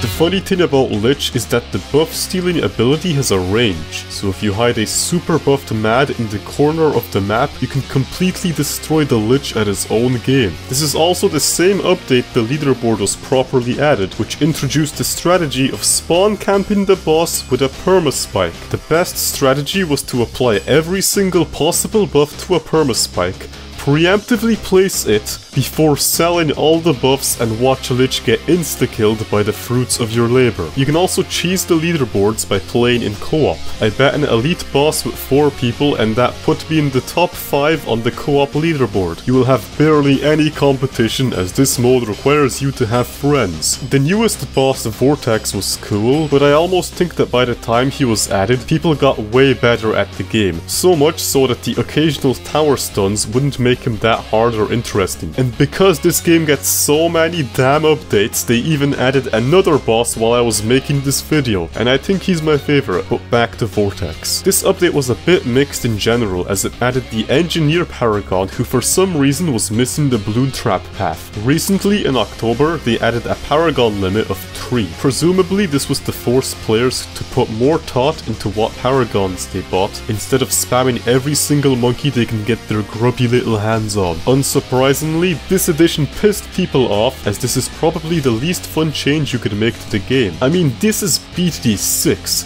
where any strategy goes, and you introduce a limit to what you can place? Instead of buckling to the pressure, they got the best of both worlds. The limit was completely removed for the main game, but stays in boss events, which is a much better solution than a complete backtrack or no change at all. You still get to spam paragons and watch a slideshow in the late game, while also forcing players to choose paragons more wisely in bosses as intended. There's a surprising number of times when someone suggests something and then it gets added to the game. It's fairly normal for developers to take community feedback on their game, but it's another thing entirely to recreate someone's drawing as a map in the game. Geared was the winner of BTD6's first map contest, and wow is this community evil. Why did people vote for the map that would contain the most despicable mechanic? The map turns every round, moving your towers along with it. This not only means that half the time your towers can't attack anything, but also changes how you think about tower placement. Placing a glue gunner at the front will only work for a few rounds before he gets moved to the back of the track. Thankfully, you can skip the thinking process entirely by using any tower that can see full map range. The placement doesn't really matter if your tower is a helicopter and can fly anywhere on the map. This is the way I bet Chimps mode on Geared, by spamming snipers of all things. Both the Ace and helicopter failed me, so I resorted to snipers. At first it was mostly as a joke. I didn't actually think it would work, but then it did. And out of all upgrades, I used the path whose sole purpose is to make you money in a game mode where you can't make money. This is because over the years, Ninja Kiwi gave additional upsides to ability upgrades. Pirate Lord shoots more cannons and might be a bit too strong, and the supply drop sniper has more pierce. This makes spamming them a really good strategy and the reason I was able to beat Geared on Chimps. I am never speaking wrongly about this sniper ever again. He is genuinely busted. They could have easily added this map without letting the gear turn, so seeing them go the extra extra mile to be as close as possible to the fan art is one of the reasons I love this game. Another map I really like is Cornfield. You don't have much space, but you can remove corn if you want to. The challenge here is attempting to beat the map without removing the corn, while finding sneaky spots to somehow fit a sniper in. If you really want to try this challenge, you should buy the Ultra Juggernaut so you can do this. But clearly the developers wanted to add something more evil to the game, because soon enough the map cargo was added. In the beginning it's a fairly standard map. You have the balloons, you have the path, and you have all the cargo ships as the name implies. Then the cars move and the Moab jump scares you as it moves on a completely different path to where you built your towers. What a troll map. They loved this concept so much that they reused it in an expert map as well. But no map would be able to compare to Ravine, because Ravine is evil in its purest form. Not only does it have 4 paths, but there's walls everywhere. The trees block your line of sight. The bridge has walls. Even the water has walls around it. Any tower you place in the water is completely useless as it can't see anything. Unless of course you buy a $30,000 upgrade that lets you see over the wall. This map was so difficult that Chimps mode was impossible at launch. What's interesting is how they went about making it possible. This guy on YouTube called Jaja Josh created a custom game using the challenge editor. In it, he recreated the Chimps rule set on a ravine with one small difference. Instead of starting with 1 life, he started with 2. Apparently, the only thing stopping players from beating round 7 was a single red balloon, and Josh's theory was that if you could safely leak that 1 balloon, then the rest of Chimps would be doable. He was correct. As is usual with expert maps, the hardest part is the beginning, so if you could get past that part, it is very much possible to do the rest. So, how did they solve this problem? Did Ninja Kiwi heavily nerf the map to make it possible? Did they give you 2 lives for Ravine only? No. They did something way cooler. See this sword? I don't know why it was here originally, but now the sword is the only way to beat Chimps on Ravine. If you click on it 24 times, the sword will fly out of the stone and pop exactly 1 balloon. The same balloon that makes beating Ravine on Chimps impossible. I finally understand why their motto is more awesomer, because adding this Easter egg to the game really is more awesomer. Of course, the community being the BTD6 community, people now try whatever stupid strategies they can after realizing Chimps was in fact possible. When the game first released, the question for expert maps were, is it even possible to beat Chimps on this map? But now whenever a new map comes out, it's how long until someone beats Chimps on this map? There are now 10 expert maps in the game and all of them are beatable on Chimps. But this Jaja Josh guy wanted to do more than just beat the maps. He wanted to beat the maps with permaspike. For some reason, he really liked the permaspike. It's a good tower, but it doesn't exactly have full map range, which can be problematic if the map looks like this. But he didn't care, he did it anyway. Every single map that was out at the time, he bet it with the permaspike. Quad,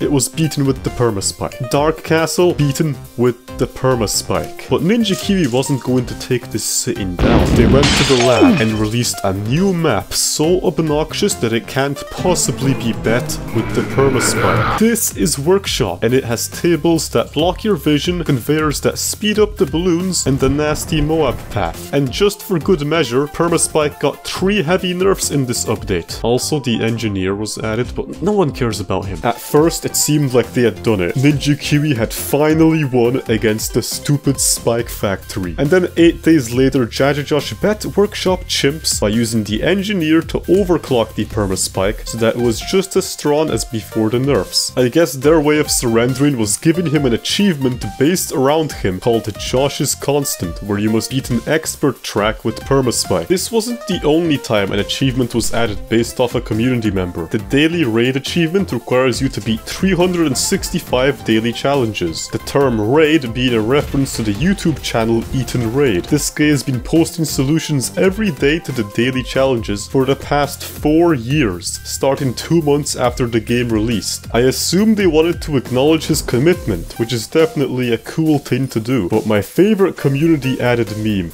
is this map. If you give the internet a map contest, there's going to be a few people entering with troll submissions, and the most popular one that was spammed everywhere was Slons. I don't think I even have to explain this map. It has the shortest track in the game and a single pond on the opposite corner. It spawned a few memes, but most importantly, it got so popular that a fake update post was made by Sam Ninja Kiwi telling people that Slons is out. Which if you check the date, it obviously wasn't. But he wasn't lying. Slons was inside the game, just not in the way you'd expect. If you keep clicking the random map button in the challenge editor, eventually you'll land on Bloons. I missed it twice, god damn it. This joke of a map is actually in the game, which is hilarious. But even more funny is that it's actually beatable despite its incredibly short length. Turns out what makes the hardest maps hard is either the blockage of sight or its multiple paths, not the short length. Bloons has neither, so towers like the tack shooter can see the whole map, making it not as hard as you think it is. But still, they added a shitpost to the game. That is awesome. There's a lot of random in-jokes within the community that get added as full-blown features. Some of them you really wouldn't expect. Imagine, it's 2018 and you're on the Ninja Kiwi Discord. A bunch of users randomly began calling Striker Jones Biker Bones. There was about 10 people doing this, so it wasn't anything massive. Despite that, one update they just added him in. Biker Bones!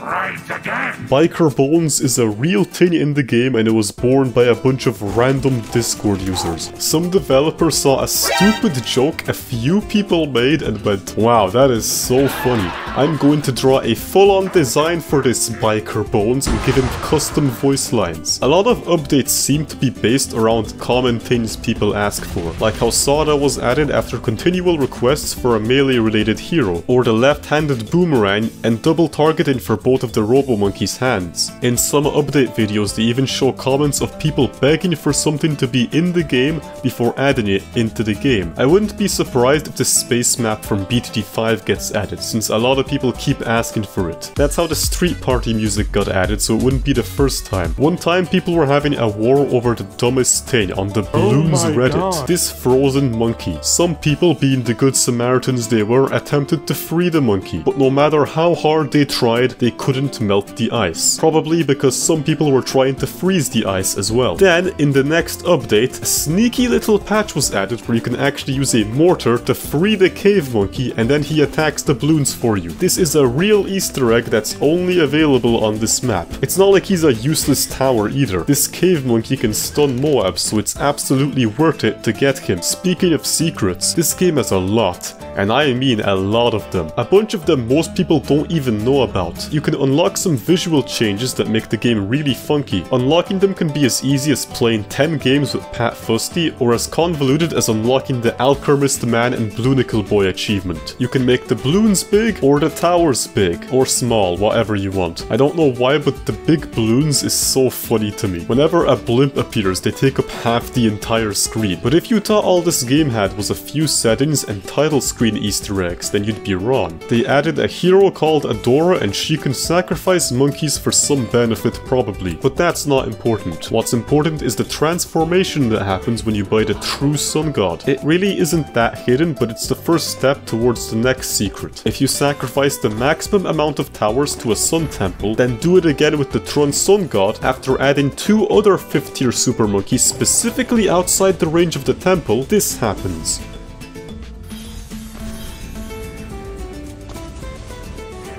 Not only is it the strongest tower in the game, but it also looks cool. The Vengeful Temple is so hidden that you can't actually buy it in sandbox mode. You can only be summoned in an actual game, which is very cool. Even cooler is the total scenery change that happens upon summoning it on Adora's temple. Very family friendly. While most of the secrets so far have been either gameplay changing or purely visual, the next one is just confusing. On Cabin you can remove the car, prompting it to drive away. However, if you click in a bunch of very specific spots and then remove the car, a serial killer will chase the car down. What a funny reference. If you thought Muddy Puddles was a hard map, well, you're in for a real treat. Introducing Bloody Puddles. It's the exact same map but with 5 paths and 2 of them are active at the same time. The developers were so mean with this map that attempting to remove the truck for $1,000 causes this to happen.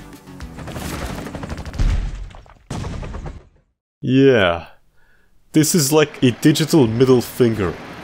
They also added a map specifically so they could throw the balloon chipper in the trash. Apparently, balloon chipper isn't returning because it's hard to balance, being either extremely overpowered or just not fun to use. Poor balloon chipper, man. There's also this Candy Falls map where if you click the monkeys in a specific order, you play the Oompa Loompa jingle and unlock small towers. Although I don't know why this skeleton is here. I clicked so many random spots and all I got was this dumb skeleton that doesn't do anything. But the biggest offender for hiding secrets has to be encrypted. It's literally called encrypted. That has to mean there's something hidden here. And well, there's this altar in the middle of the map. Each of the coffins representing one of the tower categories, and you can only place that tower on said coffin. Seems like the perfect place to hide a secret, right? And that's what the community thought too. But after trying every possible combination of anything, someone decided to check the files and found nothing.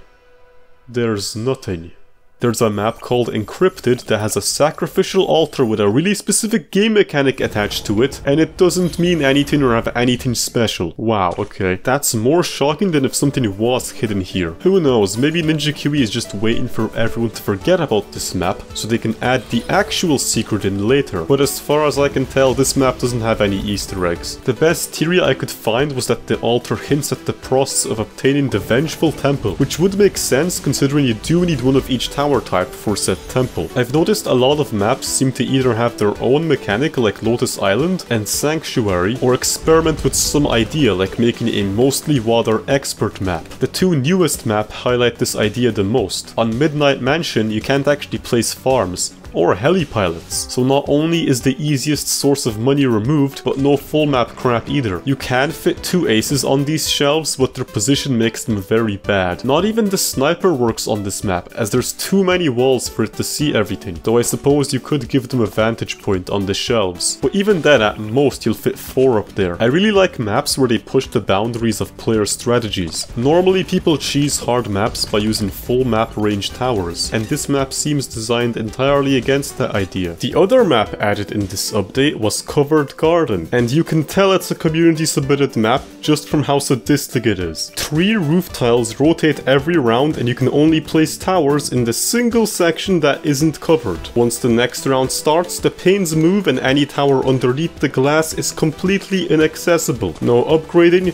no target changing, nothing. You have to constantly plan 3 rounds ahead, otherwise you will lose. Thank God this map is actually fairly long, otherwise I might have actually pulled my hair out with this geared 2.0. Nonetheless, I appreciate the commitment to the panels moving, instead of cheaping out and not adding it. This contest had so many good maps that the developers couldn't decide which one was the best, so they added 3 at once. 3 horrifically difficult maps coming really soon. Only Covered Garden has been added so far, but the post assures us that the other 2 will come later. Dark Dungeons looks the hardest of the 3. It is an expert map that I'm not even sure is beatable on the first round of chimps. The other map is called Erosion and it looks infinitely more mechanically advanced. Erosion starts off looking similar to Blondes but with a twist. Every round the sand slowly erodes as the water pushes the balloon track more and more to the top right. I can already hear the screams of the dart monkeys drowning in the incoming water. Again though,